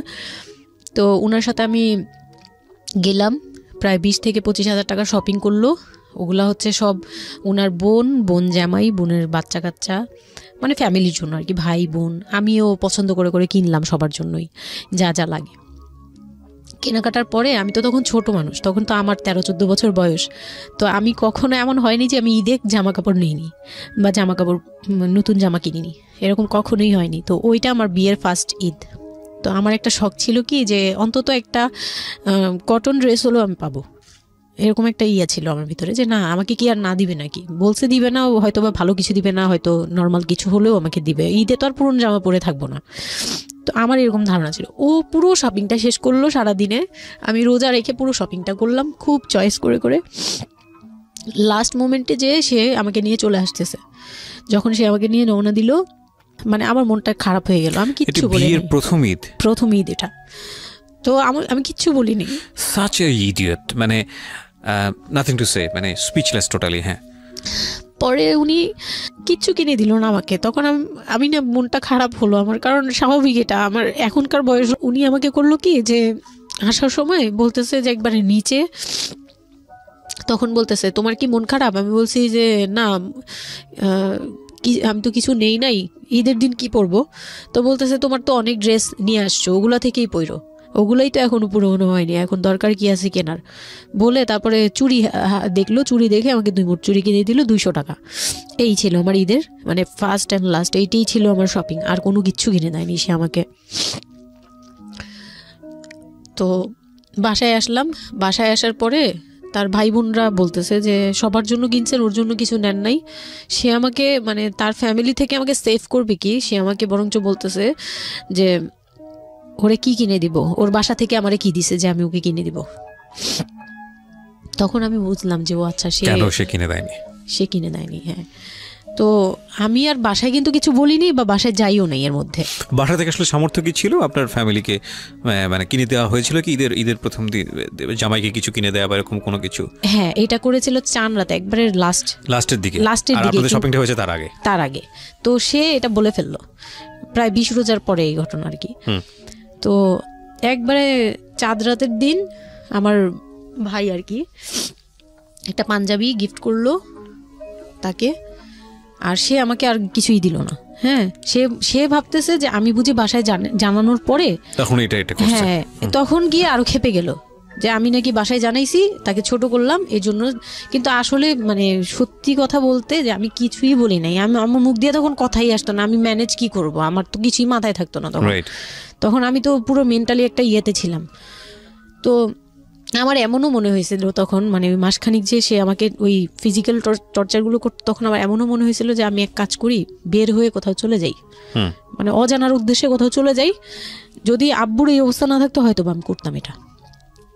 সত্যি কথা বলতে একমাত্র আব্বুর কথাটা যখন মনে আসছে, চোখে ভাসছে যে আমার আব্বু তো মরে যাবে, তখন গিয়ে আর এটা করতে পারিনি, নয়তো ঠিকই আমি বের হয়ে যেতাম। তো ঈদ আসলো, ঈদের পরের দিন কক্সবাজারের উদ্দেশ্যে রওনা দিল। আর তার একটা অভ্যাস ছিল যে মানে সে কিছু দিলে বা করলে বা আমার জন্য যদি সে 2টা টাকাও খরচ করতো, এটা খুব হাইলাইট করতো, সবার সামনে তুলে ধরার জন্য চেষ্টা করতো। ওই কক্সবাজার যাবে, সে খুব মানে ঢোল পিটাচ্ছে যে আমাকে নিয়ে কক্সবাজার যাচ্ছে, কিন্তু শপিং করে দেয়নি, এটা আবার হাইড করতেছে। আচ্ছা, যাই হোক, ওই সব বলতে গেলে শপিং এর টাকা সেভ করে আমাকে কক্সবাজার নিয়ে যাচ্ছে। তো গেলাম কক্সবাজারে, সেখানে গিয়ে আরেক ধাক্কা খেলাম যে কক্সবাজার যাওয়ার পরে প্রথম রাত মোটামুটি ভালো ছিলাম, পরের দিন সকালে সে আমার সাথে মানে এমনভাবে মানে ফিজিক্যাল রিলেশন করতে চেয়েছে যেটা সম্পর্কে আমি অবগত ছিলাম না, মানে আমি জানতাম না যে এরকম কিছুও হয়। তো এক সময় সে আমার হাত পা জোড়াজোড়ি করে ধরে, মানে প্রায় হাত পা বাঁধার মতো জোড়াজোড়ি করে সে আমার সাথে ওই রকম কিছু করতে চায়। তখন আমার মানে আমি খুব বাধা দেওয়ার পরে বা চিল্লাচিল্লি করার পরে সে আমার গায়েও হাত তুলে 2-3টা চট থাপ্পড় দেয়। আপনাদের মধ্যে সম্পর্কের জায়গাটা কি আপনি তখনও কি ওনাকে আপনি করে বলতেন? হ্যাঁ, আমি এখনো স্টিল নাও। তার মানে বিষয়টা এরকম হয়ে গেছে যে ওই দূরত্বটা বিয়ের পরে ছিল, এবং সেই দূরত্ব থাকা অবস্থায় ও এই জিনিসগুলো প্র্যাকটিস করে যাচ্ছে ওর মতো করে, এবং সেখানে যখন ও সাকসেসফুল হতে না পারছে তখন সে আপনার গায়ে হাত তুলছে, তাই তো? সেটাই। হ্যাঁ, তারপর আর সবচেয়ে বড় কথা হচ্ছে সে তার জায়গাটা, সে তার চাওয়াগুলো সব পূরণ করতেছে, বাট আমার দিকটা দিচ্ছে না। এবং সে যে শুধু আমার না, মানে সে মানুষটাই এমন, আগে বুঝি নেই, পরে অনেক ধীরে ধীরে গিয়ে পরে বুঝতে পেরেছি যে উনি সম্পূর্ণ সেলফ সেন্টার, মানে নিজের যেটা অধিকার সেটা সে আদায় করে নিবে, তার বাকিগুলো নিয়ে তার কোনো মাথা ব্যথা কি হচ্ছে বা কার কি হচ্ছে এটা দেখার বিষয় না, এটাই মেন্টালিটি। তো এইগুলো করার পরে আমার মানে খুব পেইন হলো, আমার খুব কষ্ট হলো যে আমি কবে ঢাকায় যাব, একটা পেইন। ওটা কি জীবনে প্রথম কক্সবাজার যাওয়া? হ্যাঁ, ওটা আমার লাইফে ফার্স্ট। চিন্তা করে দেখুন, এক ধরনের হানিমুনি বলা চলে ওদের জন্য। হানিমুনি করা হয়েছিল, কিন্তু ওটা আমার জন্য হানিমুন ছিল না, অন্য কিছুই ছিল। আচ্ছা, খুব পেইনফুল ছিল। ওকে, যাই হোক, আমি খুব ভয়ে ছিলাম যে এখানে আমাকে মেরে ফেললেও কেউ জানবে না, এরকম একটা ফিল ছিল আমার ভিতরে। জিনিস চিন্তা করতে পারেন, প্রত্যেকটা মোমেন্ট একটা মানুষ একটা মেয়ের সাথে, একটা ছেলের সঙ্গে বসবাস করছে একটা মেয়ে, এবং তাদের স্পেশাল মোমেন্টসগুলো তার জন্য ভীতির কারণ। সে হয়তোবা তখন এরকম মানে চিন্তা করছে যে এই স্পেশাল মোমেন্টটা যেন না আসে, ওর সঙ্গে স্পেশাল টাইমটা যেন আমি না হয়, রাত যেন না হয়। বিষয়গুলো তো এরকমই ছিল, কারণ ওর জন্য কিন্তু এগুলো অনেক ভয়ানক রকমের টর্চার। হ্যাঁ, তারপর আর আমার সাথে যারা ছিল, মানে ফ্যামিলি তো 2টা গিয়েছি আমরা, মানে আমার হাজবেন্ড আমাকে নিয়ে গেছে, আর হচ্ছে আমার চাচাতো বোনের রিসেন্ট বিয়ে হয়েছিল, চাচাতো বোনের হাজবেন্ড আর চাচাতো বোন, ওরা 2জন গিয়েছে। কিন্তু ওরা ওদের মতো ছিল, আমরা আমাদের মতো ছিলাম, এরকম আর কি। তো ওইভাবে আর আমাদের সাথে ইয়ে করা হয়নি যে একদম সব বিষয়ে ডিটেলস বলা। আর আমার চাচাতো বোন আমার অনেক বড় ছিল, যার কারণে আমি আপুকে বলতাম না, লজ্জা পেতাম। তো ওই দিক থেকে 3 দিন পরে 4 দিনের দিন আমি খুব জেদাজেদি করে, মানে কান্নাকাটি করে চলে আসবো করতেছি, কিন্তু আমাকে কেউ আর জিজ্ঞেস করতেছে না যে কেন। মানে আমার বোন জামাইও বিষয়টা খেয়াল করেনি, আমার বোনও খেয়াল করেনি যে আমি কেন বারবার চলে আসতে যাচ্ছি। হ্যাঁ, এত সুন্দর একটা ওয়েদার, ওরা তো খুব এনজয় করছিল হয়তো বা, মানে আমি তাদের এনজয়মেন্টে বাধা দিলাম, এরকম আর কি। তো খুব কান্নাকাটি করে ওই রাতেই আমি চলে আসবো। আমি বলছি তোমরা সবাই থাকো, আমি চলে যাই, মানে এইভাবে কান্নাকাটি করছে, আমি থাকবোই না, আমি আর একটা রাত এখানে থাকবো না। আমার কাছে মনে হচ্ছে তাও এলাকার ভিতরে তো থাকবো, যাই হোক, কিন্তু এখন তো আমি বাইরে আছি, অনেক দূরে। আমার কাছে এরকম মনে হচ্ছিল যে আমি যদি মরে যাই, আমি যদি যে কোনো সময় মারা যাবো, এরকম মনে হচ্ছিল। তো আমি ওই সময় বলাতে ওরা সবাই মিলে চলে আসছে, সবার মন খারাপ যে আমার জন্য চলে আসতে হলো তাদের। তো ঢাকায় আসলাম। ঢাকায় আসার পরে ঈদের ছুটির শেষে সে তার মতো করে বিজনেস করতেছে, আমি আমার মতো ঘরে ছিলাম। 2-3 মাস গেল, কোরবানি ঈদ আসলো, প্রথম কোরবানি ঈদ। কোরবানি ঈদের সময় যেটা হলো সেটা হচ্ছে আমার মামার বাসা থেকে মাংস, মানে কোরবানি ঈদের যে মাংসটা পাঠায়, পুরান ঢাকার একটা ইয়ে আছে যে নতুন বিয়ে হলে বাবার বাড়ি থেকে রান পাঠানো হয়, একবারে পুরো একটা রান ধরে পাঠিয়ে দেয়, বাবার বাড়ি থেকে মেয়েদের পাঠায়, মানে কোটাকুটি নেই, রানী পাঠিয়ে দিতে হবে, একদম আস্ত পাঠায়। এটা পুরান ঢাকার রেওয়াজি, একবারে যে কয়টা মেয়ে থাকবে ওই কয়টা রান বাসায় যাবে, মানে ওই রানগুলোর কেউ কাটতে পারবে না, একদম আস্ত পা ধরে দিয়ে দিবে একবারে। আচ্ছা আচ্ছা, ইন্টারেস্টিং তো। হ্যাঁ, এটা কিন্তু পুরান ঢাকার একটা রেওয়াজ, এখনো আছে। মানে কোরবানি হলেই সঙ্গে সঙ্গে রানটা যাবে মেয়ের বাসায়। আচ্ছা, মেয়ের বাসায় যেতেই হবে এটা। তো ওই রকম আমার মানে ওরা আশা করছিল যে আমার মামা এরকম করবে, কিন্তু আমার মামা তো প্রায় অনেক বড় গরু দেয়, আর একটা দেয় না, 2টা থেকে 3টা দেয়। তো ওনার নিজেরই আছে 3টা মেয়ে, 3 মেয়ের শ্বশুর বাড়িতে পাঠাতে হয় 3 রান, মানে এখন এক মেয়ের, বড় মেয়ের যে 20 বছর 22 বছর হয়ে গেছে বিয়ের, তারপরও পাঠাচ্ছে, প্রতিনিয়ত পাঠাতে হয়। তো ওই দিক থেকে আমি যদি এখন আরেকটা নেই, তাহলে উনি তো আরও কাউকে উকিল দিয়েছে, বা আরও কোনো মেয়ে আছে, মানে আমার উকিল দিয়েছে আমার খালু দিয়েছে, আরেক খালু, আমার ওই খালা হচ্ছে আমার আম্মুর খালাতো বোন, মামাতো বোন, কিন্তু আমাদের বাসায় মানে আমার নানু বাড়িতে বড় হয়েছে দেখে আমার আম্মুর খুব ক্লোজ। তো ওই খালু আমাকে উকিল দিয়েছে। তো ওই দিন করলো কি, যে এই রান পাঠায়নি বলে, সেই রান পাঠায়নি ঠিকই, কিন্তু রানের যে উপরের অংশ মানে বড় একটা পিস আমার বাসায় পাঠানো হয়েছে আমার উদ্দেশ্যে, আর নামটা আমার লিখে দিয়েছে, আমার নাম লেখা এটা পাঠিয়েছে। তো ওই মাংসটা রেখে যখন চলে গেছে না আমার ভাই, তার ছোট বোন, আমি তখন মানে দেখলাম যে মানুষ কতটা হিংস্র হলে পরে এরকম ফেস হয়। আমি তো চুপ করে বসে আছি, আমি কিছুই মাথায় নেই যে এটা নিয়ে যে কী হবে, আমি বুঝিই নেই বিষয়টা। সে মাংসটা ধরে রাস্তায় ফেলে দিছে ঈদের দিন রাস্তায় ফেলে, এই মাংসে কেন ওর নাম লেখা থাকবে, তাহলে এই যে আমরাও তো ভাগ্নি, মানে আমরাও ভাগ্নি, আমাদের বাড়িতে আমার মাংস আসছে, ওর নাম দিয়ে আসছে, তাহলে রান আসলো না কেন? দোষ হয়ে গেছে, এটা খুব বড় অন্যায় হয়ে গেছে। ভয়ানক। আমি ভয়ানক বলছি এই কারণে যে আমাদের সমাজে কিছু কালচার আছে যেগুলো আসলে মেয়ের বাড়ি থেকে পূরণ করা হয়, ধরে নেওয়া হয়, বা ছেলের বাড়ি থেকেও, সেটা পাঠ্য বইয়ে তো থাকে না এগুলা, মানে কালচারে আছে, এগুলো শুনতে ভালো লাগে, কিন্তু প্র্যাকটিসের জায়গা থেকে যদি এটা অত্যাবশ্যকীয় নিয়ম হয়ে যায়, কখনো কখনো যেটা কতটা ভয়ানক পেইনফুল হয়। কান্ট ইউ এভার ইমাজিন যে বাবার সামর্থ্য নাই, তারপরে তাকে চিন্তা করতে হচ্ছে যে আমার মেয়ের বাড়িতে একটা রান পাঠাতে হবে, আমার কোরবানি দেওয়ার সামর্থ্য নাই, এই রান পাঠানোর জন্য আমাকে কোরবানি দিতে হচ্ছে। মানে আমাদের এই ব্যাড প্র্যাকটিসগুলা কতটা ভয়ানক হয়ে গেছে আমাদের সমাজে, এবং ইনফ্যাক্ট এগুলো নিয়ে কেউ কখনো কথা বলে না। এগুলো নিয়ে কথা বলা উচিত। একটা মানুষ, একটা সোসাইটি চেঞ্জ হবে কীভাবে, একটা মানে পুরো কমিউনিটি চেঞ্জ হবে কীভাবে, একটা রাষ্ট্র চেঞ্জ হবে কীভাবে, এই ছোট আমরা তো সব জায়গাতেই পয়জনাস। এই ছোট ছোট বিষয়গুলো যদি চেঞ্জ না হয়, আমরা যে এত ডিগ্রি নিচ্ছি, প্রতি বছর পিএইচডি, ভুরি পিএইচডি বের হচ্ছে, ডক্টরেট, হ্যাঁ, আমাদের বিশ্ববিদ্যালয়ে ভরে যাচ্ছে, আমাদের ছেলেমেয়েরা গোল্ডেন A+, আমাদের পাশের হার বাড়ছে, কিন্তু এই সব যে মানে খোরা কালচার, ল্যাংড়া টাইপের কালচার, এগুলোর যে পরিবর্তন হচ্ছে না, বা এগুলো নিয়ে যে কেউ কখনো কোনো কথা বলে না, এগুলো নিয়ে না পত্রপত্রিকায় কথা হয়, না কোনো মিডিয়াতে কথা হয়, অথচ এগুলো আমাদের জীবনটাকে পঙ্গু করে দিচ্ছে, এবং এগুলো নিয়ে কেউ কখনো কথা বলে না। আমরা যৌতুক নিয়ে কথা বলি, এবং যৌতুক একটা ঘাতক ব্যাধি, আমরা যৌতুক মোকাবেলা করতে পেরেছি, কিন্তু এই কালচারের মধ্যে যে যৌতুক ঢুকে বসে আছে, সেটা নিয়ে আমরা কেউ কখনো কথা বলি না, এবং এগুলো নিয়ে কথা বলা উচিত। নইলে আমরা আসলে কিওর হব কিভাবে? আমরা যে বলি যে আমাদেরকে শুদ্ধ হতে হবে, আমরা মানুষ হিসেবে ভালো হতে হবে, বাট হাউ? আমাদের তো রন্ধ্রে প্রবলেম। সো প্রবলেমটাকে প্রবলেম বলা উচিত, অ্যাটলিস্ট কাউকে না কাউকে তো স্পিক আউট করতে হবে, এবং স্পিক আউট করলে তাহলে এই প্রবলেমগুলো সামনে আসবে, এবং সামনে আসলে এগুলো নিয়ে কিওর নিয়েও মানুষ কথাবার্তা বলবে। আমি তো জীবনে কোনোদিন শুনিও নাই, আমি জানি না পুরান ঢাকার এই কালচার যে মেয়ের বাড়িতে রান পাঠাতে হয়, এটা এখনো আছে, এবং এটা নিয়ে মোটামুটি মারামারি বাঁধার মতো অবস্থা। হ্যাঁ, এটা নিয়ে মানে এটা কোনোভাবেই মিস করা যাবে না, এরকম অবস্থা। তো আমার বাসায় কিন্তু রান আসছে, আমার বাসায় পরে রান আসছে। ওকে, ওইটা ছিল ঈদের দিন। হ্যাঁ, ঈদের দিন তারা আমাকে খুব ব্যাডলি কথা শুনাইছে। আমাকে সামনে বসিয়ে রেখে, মানে 4-5 ভাই বোন একসাথে বসে যেরকম মিটিং, মনে হয় আমি অনেক বড় একটা পাপ করে ফেলছি তার ভাইয়ের কাছে বিয়ে হয়ে। আমার পাপ হয়েছে যে আমি নাকি তার ভাইকে কিভাবে ভুলিয়ে ভালিয়ে, আমি তখন ভুলাবো কি, আমার তো ভালানোর প্রশ্নই আসে না। আমি তখন মনে মনে মানে হাসিও পাচ্ছে, আমি অবাক হচ্ছি যে এগুলো কি বলতেছে, আমি নাকি তাদের ভাইকে হাত করেছি, এই টাইপের কি কথা বলতে, মানে আমি এখন বলতে পারবো না বুঝিয়ে। তো এগুলো বলছে, তো আমার কাছে খুব মনে হচ্ছে যে আমি কান্না করতেছি, খুব কান্না করছিলাম।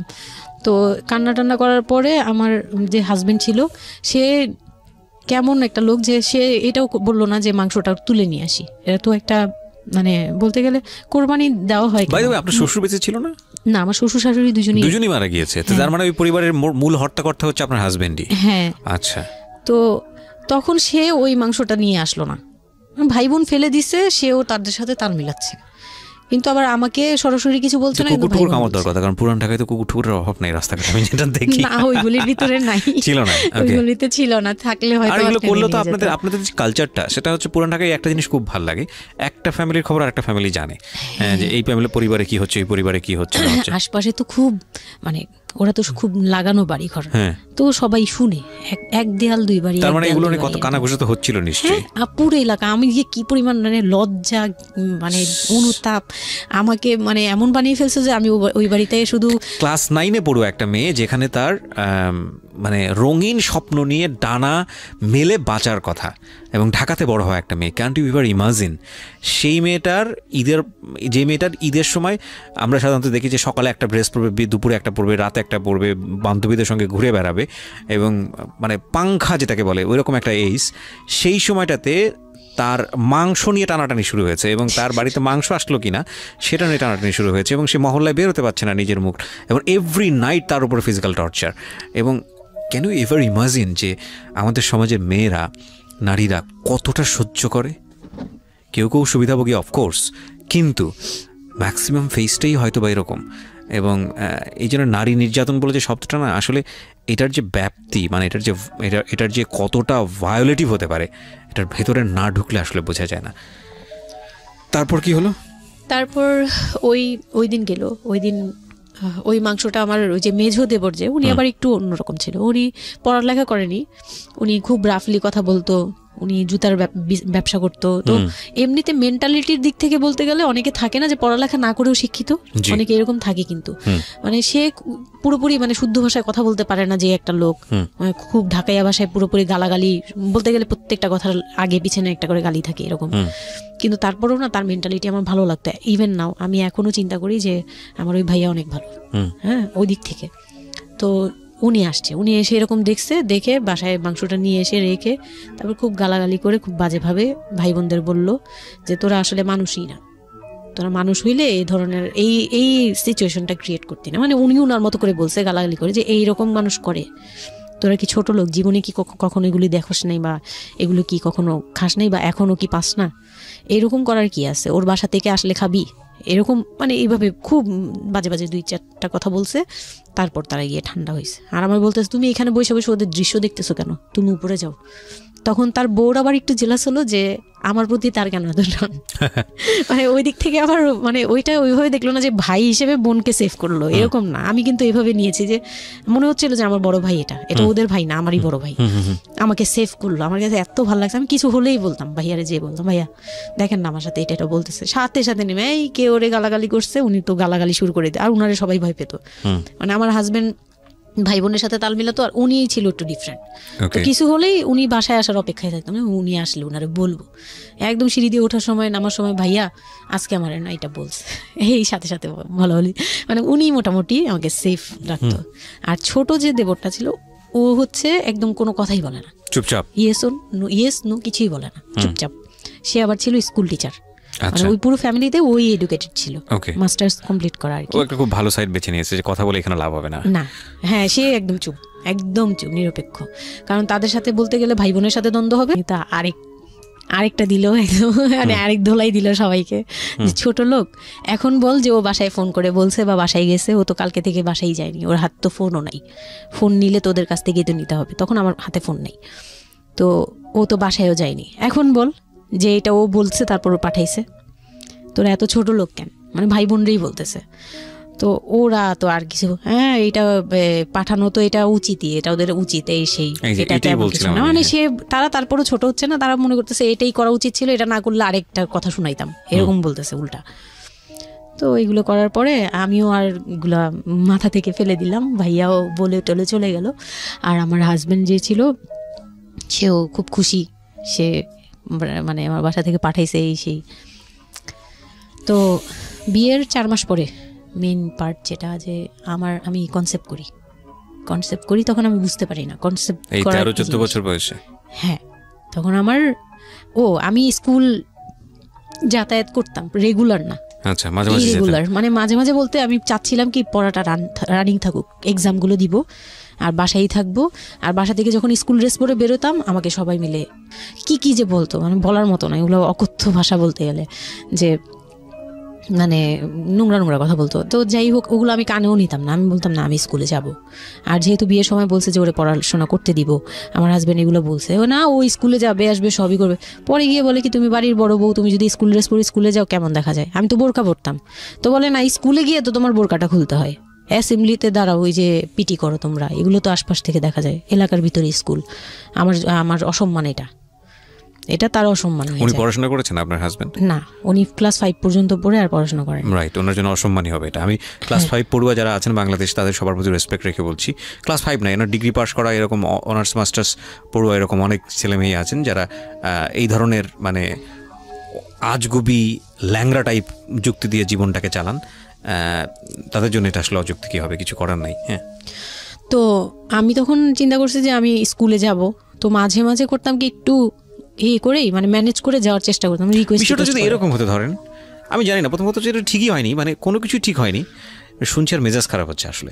মানে কোনো কিছুই ঠিক হয়নি, তারপরেও যদি খারাপের মধ্যে ভালোটা চিন্তা করি যে ঠিক আছে, এত কিছু একটা মানুষের এত খারাপ, একটা দিক তো ভালো থাকতে পারে না। ওর ওয়াইফকে সে সাথে করে নিয়ে, ঠিক আছে তোমার স্কুলে চলো, আমি তোমাকে পৌঁছে দিয়ে আসি। স্কুলে পৌঁছে দিয়ে আসলো, স্কুল থেকে নিয়ে আসলো। কিছু জিনিস হয়তো ওনার আত্মসম্মানে লাগবে, যেহেতু উনি বেশি দূর পর্যন্ত লেখাপড়া করেনি, উনি অনেক কালচারের সাথে অভ্যস্ত না। এতটুকু হলেও তো ও নিজের মনটাকে বুঝ দিতে পারতো যে না, আমার হাজবেন্ড আমাকে কেয়ার করে। মানে স্টুপিডিটির আর কি, মানে লিমিটলেস স্টুপিডিটি যাকে বলে। হ্যাঁ, তুমি অ্যাসেম্বলিতে দাঁড়াবে, সেখানে তোমার লেখাপড়া বন্ধ, বদমাইশ। তারপর স্কুল বন্ধ করে দিল। না, তখন আমি কনসেপ্ট করি, আমি বুঝতে পারিনি। আমার তখন টেস্ট পরীক্ষা চলছে স্কুলে। তো পরীক্ষা দিতে দিতে আমার মানে শারীরিক পরিবর্তন খেয়াল করলাম, যে আমার বমি লাগতেছে খুব, মানে বইয়ের দিকে তাকাতে পাচ্ছি না, খাতার দিকে তাকাতে মানে মাথা কেমন করতেছে। তখন ক্লাস 9-এ। তখন আপনি জানেন না আপনি কনসিভ করেছেন? না, তখনও মানে এইটার সিমটম ফার্স্ট। তো এইরকম হওয়ার পরে রাতে 11:30 12টার দিকে আমি না খুব গড়াগড়ি করে কান্না করতেছি, জোরে জোরে, মানে খুব গড়াগড়ি করে জোরে জোরে কান্না করতেছে। আমার মাথায় নেই যে কে শুনতেছে কে না শুনতেছে এরকম। তো এটা দেখে তার বোন, যেটা বিয়ে হয়ে গেছে, সে আবার ছিল বাসায়। তো সে দেখে বলতেছে, সে আবার মানে খারাপ লাগছে তার কাছে, বলে চলো এক্ষুনি তোমার নিয়ে হসপিটালে যাব। হ্যাঁ, ওর কি হইলো হঠাৎ করে, কি খাইছিলা তুমি, কি উল্টাপাল্টা কিছু খাইছো কি না, এই সেই। বলছি না, আমার কেন জানি অনেক পেট ব্যথা করতে, আমি পারতেছি না সহ্য করতে, পেট জ্বলতেছে আমার খুব। তো নিয়ে গেল ডাক্তারের কাছে। তখন ডাক্তার আমার নার্ভস দেখে বললো যে she is pregnant. But 100% confirm করতে পারবেন আলট্রাসাউন্ড না এমনিতে, তবে উনি আর কি ওনার মতো করে বলছে। আর তখন টেস্ট দিল একটা, যে রাতে নিয়ে যান, ইউরিন টেস্ট টাইপের একটা কিছু বাসায় করা যায়, ওই টাইপের একটা টেস্ট দিল। তো ওইটাই করলাম। বাসায় এসে করার পরে পজিটিভ আসছে, যেভাবে বলছে ওইভাবে করছি, করার পরে পজিটিভ আসছে। পজিটিভ আসার পরে মানে আমার কাছে যেটা মনে হচ্ছিল যে আমি মানে এতটা খুশি হয়েছি। আমি কিন্তু বিয়ে নিয়েও খুশি না, আমার মনে হচ্ছে এটাই আমার অ্যাচিভমেন্ট লাইফের।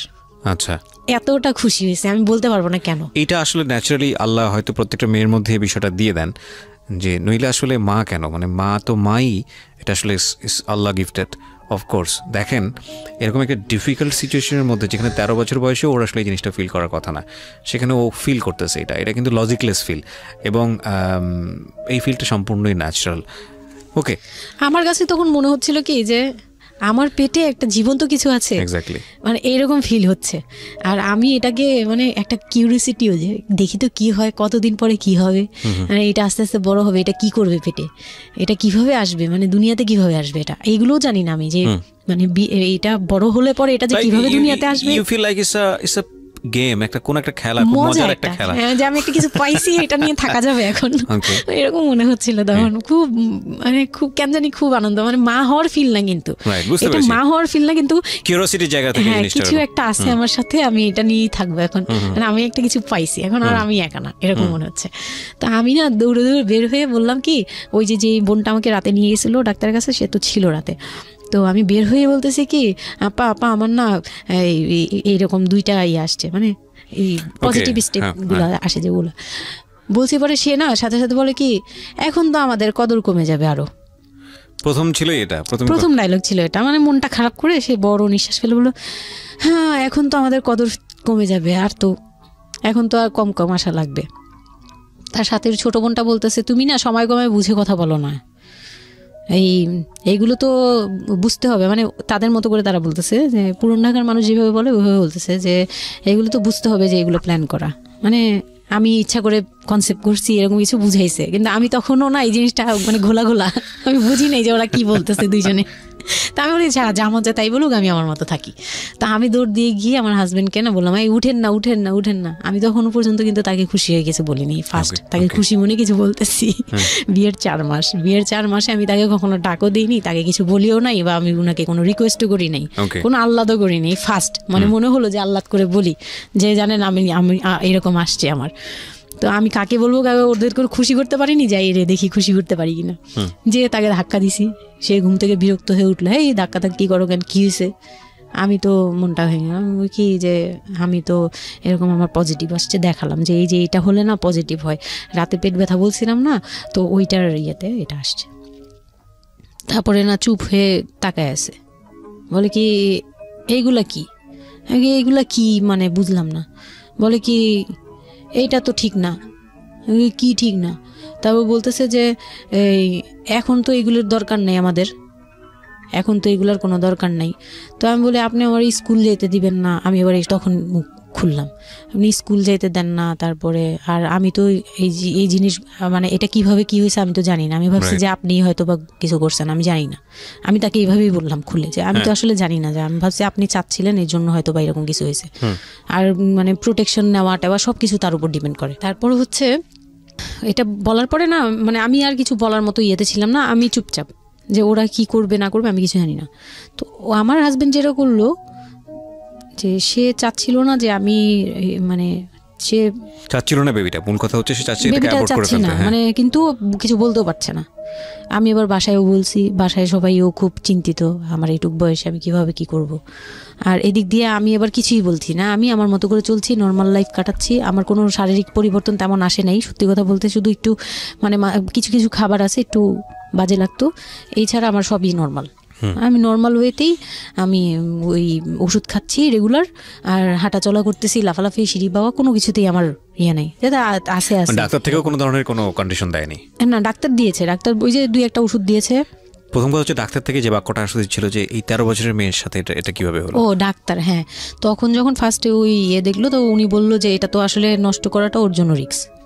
এক্স্যাক্টলি, মানে সব দিক থেকে তো রিস্ক। ডাক্তার যেটা বললো, যে জাফর ইকবাল আমার বাসার পাশেই ছিল উনি, তো উনি আমাকে যেটা বললো যে এই মেয়ের মানে রাখাটাও যেমন রিস্ক, ফেলে দেওয়াটা। আর যেহেতু মানে আল্লাহকে তো সবাই বিশ্বাস করি, তো বলতেছে যে যেহেতু আল্লাহ চাচ্ছে, যেহেতু এসেই পড়ছে, এটাকে নিয়ে আমরা মাতাবুরি না করি, যেহেতু রাখাও রিস্ক ফেলে দেওয়াও রিস্ক, তো রাখুক না। এটা এইভাবে আল্লাহকে নিয়ে বলা যাবে না, এমন বলছে ভুল বলেছে না, উনি বলছেন ঠিক আছে, যদি ভাগ্যে থেকে থাকে তাহলে হবে। আর এই বয়সে হয়, কিন্তু এত অল্প বয়সে নেওয়াটা ঠিক না, উনিও এটা বলছে।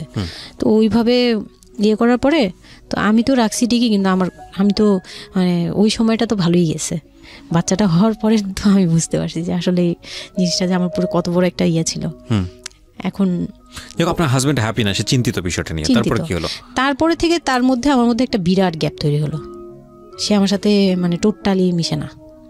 ওকে। ওই সময় থেকে যখন শুনলো রাতে 3টা-4টা বাজেও আসে বাসায়, তার মধ্যে একদম পুরো চেঞ্জিং চলে আসলো হঠাৎ করেই। ওকে। কি কারণে জানি না, মানে আমি নিজেও জানি না আমার কি ভুল ছিল বা কি, আমি নিজেও বুঝছিলাম না তখন। ওই সময় একদিন আসলো রাতে 3:30 না 3টার দিকে, হ্যাঁ 3টার পরে আর কি আসছে।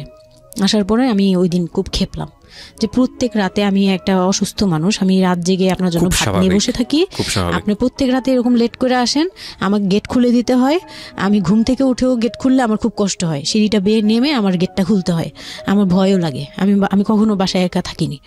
ওই প্রথম মানে আমাকে সে চুলে ধরে সে টেনে ও সিঁড়ি দিয়ে নামাইছে, মানে নামায় সে আমাকে বের করে দিবে এখনই। হ্যাঁ, এত বড় ইয়ে হয়ে গেছে, সাহস হয়ে গেছে, এক্ষুনি বাসা থেকে বের হও। সে কিন্তু নেশাও করে নাই, কিচ্ছু না, সুস্থ একটা মানুষ, এরকম করতেছে। তো তার ভাই বোনগুলো এসে বলতেছে আপনি কি মানুষজন কি বলবে, তারা মানুষজনের চিন্তা করতেছে, কিন্তু আমার যে টর্চার হচ্ছে এটা বলতেছে না। এইটা আরেকটা বিষয়, এই যে এগুলো বিষয় আসলে না আমার মেজাজ খুব খারাপ হয়ে যায়। যাই হোক, আপনি যদি আনছেন, আমি খুব সেন্সিটিভ একটা বিষয় একটু কথা বলতে চাই। সেটা হচ্ছে এই যে আপনারা যত মানুষজন চিন্তা করেন, নিজের ঘরের ভিতরে একটা মানুষ ঠিক নাই, এটা আমি আপনাদের কথা বলছি না, এটা বাংলাদেশের সামাজিক অবস্থার চিত্র। সেটা হচ্ছে আমরা নিজের ঘরের মধ্যে অনেক সময় দেখা যায় যে আপনারা যখন ঘরের মধ্যে একটা বিপদে পড়েন, আপনার চারপাশের লোকজনকে এসে আপনারা সেটা সলভ করে, তো ফার্স্ট আপনি ঘরের কথা আগে চিন্তা করেন, আপনার মেয়ে কীভাবে ভালো থাকবে সেটার কথা চিন্তা করেন, আপনার ছেলেটা কীভাবে ভালো থাকবে সেই কথাটা চিন্তা করেন। এতে যদি আপনার দুর্নাম হয়ও কিছুটা, সেটা আপনার ওভারলুক করা উচিত। বরং আপনি যাদের কথা চিন্তা করে এই ছেলে মেয়েদের প্রতি খারাপ আচরণ করতেছেন, আপনার ছেলে মেয়ে খারাপ থাকার কারণে একটা সময় গিয়ে সেটা আউটব্রাস্ট হবেই। যেই মান সম্মানের কথা আপনি চিন্তা করতেছেন সেই মান সম্মান আরও বেশি পরিমাণে ক্ষতিগ্রস্ত হবে। আমাদের সমস্যাটাই হচ্ছে এই জায়গাটায়, আমরা চারপাশের ঘরের লোকজন কি মনে করবে সেটা চিন্তা করি, অথচ চারপাশের ঘরের লোকজন কারা বসবাস করে, কোথা থেকে আসছে, কী অবস্থা সেই খোঁজ খবর আমরা রাখি না, কিন্তু আমাদের মান ইজ্জত তাদের হাতে। স্টুপিড মানে ফিলসফি নিয়ে আমরা আমাদের সোসাইটিতে চলি, and it's a very important thing, এবং এগুলোর পরিবর্তন হওয়া উচিত। তো তারপরে কি হলো? তারপর এই হলো ফার্স্ট এই গেল, এইটার পরে এরপর থেকে চলতেছে কন্টিনিউ, মানে এরকম আচরণই করছে সে আমার সাথে। একটু 4 মাসের সময়টা খুব ক্রুশিয়াল একটা মোমেন্ট, খুবই ক্রুশিয়াল একটা মোমেন্ট। হ্যাঁ, সকালে উঠে আমার রুটি বানাতে হতো কন্টিনিউ, সে বাইরের নাস্তা খাবে না, তাকে রুটি বানিয়ে খাওয়াতে হবে। ওই অবস্থায় আমি মানে সকালে উঠে ঘুম থেকে উঠে রুটি বানাতাম, ওর ভাই বোনের জন্য, ওর জন্য, সবার জন্য বানাতাম। এটা না আমাদের সমাজের ছেলেরা না বুঝতেই চায় না, এবং এটা নিয়ে আমাদের কোনো শিক্ষা নাই।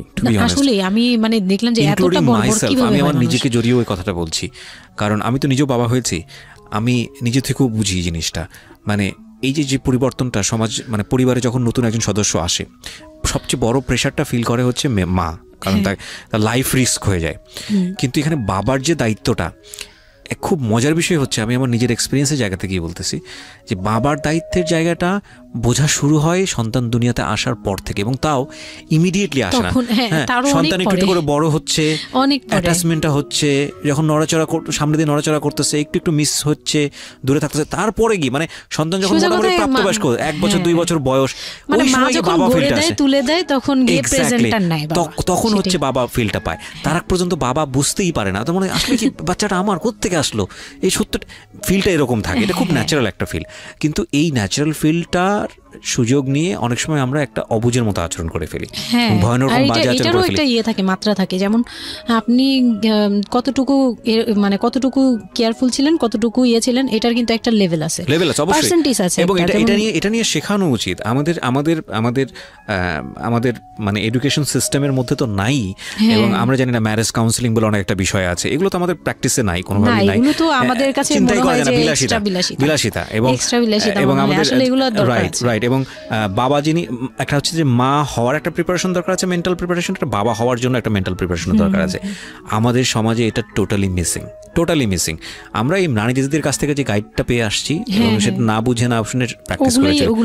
রাইট, আমি জানি না, আজকে আমি সত্যি এই কথাগুলো বলতেছি, হয়তো আমরা ওই রাতারাতি পরিবর্তনের জায়গায় যেতে পারবো না। অপারেশন করবে, তারাও ডাক্তার বলতেছে এই মেয়ের অপারেশন কি করবো, আর এই মেয়ে নর্মালি কি বেবি দিবে।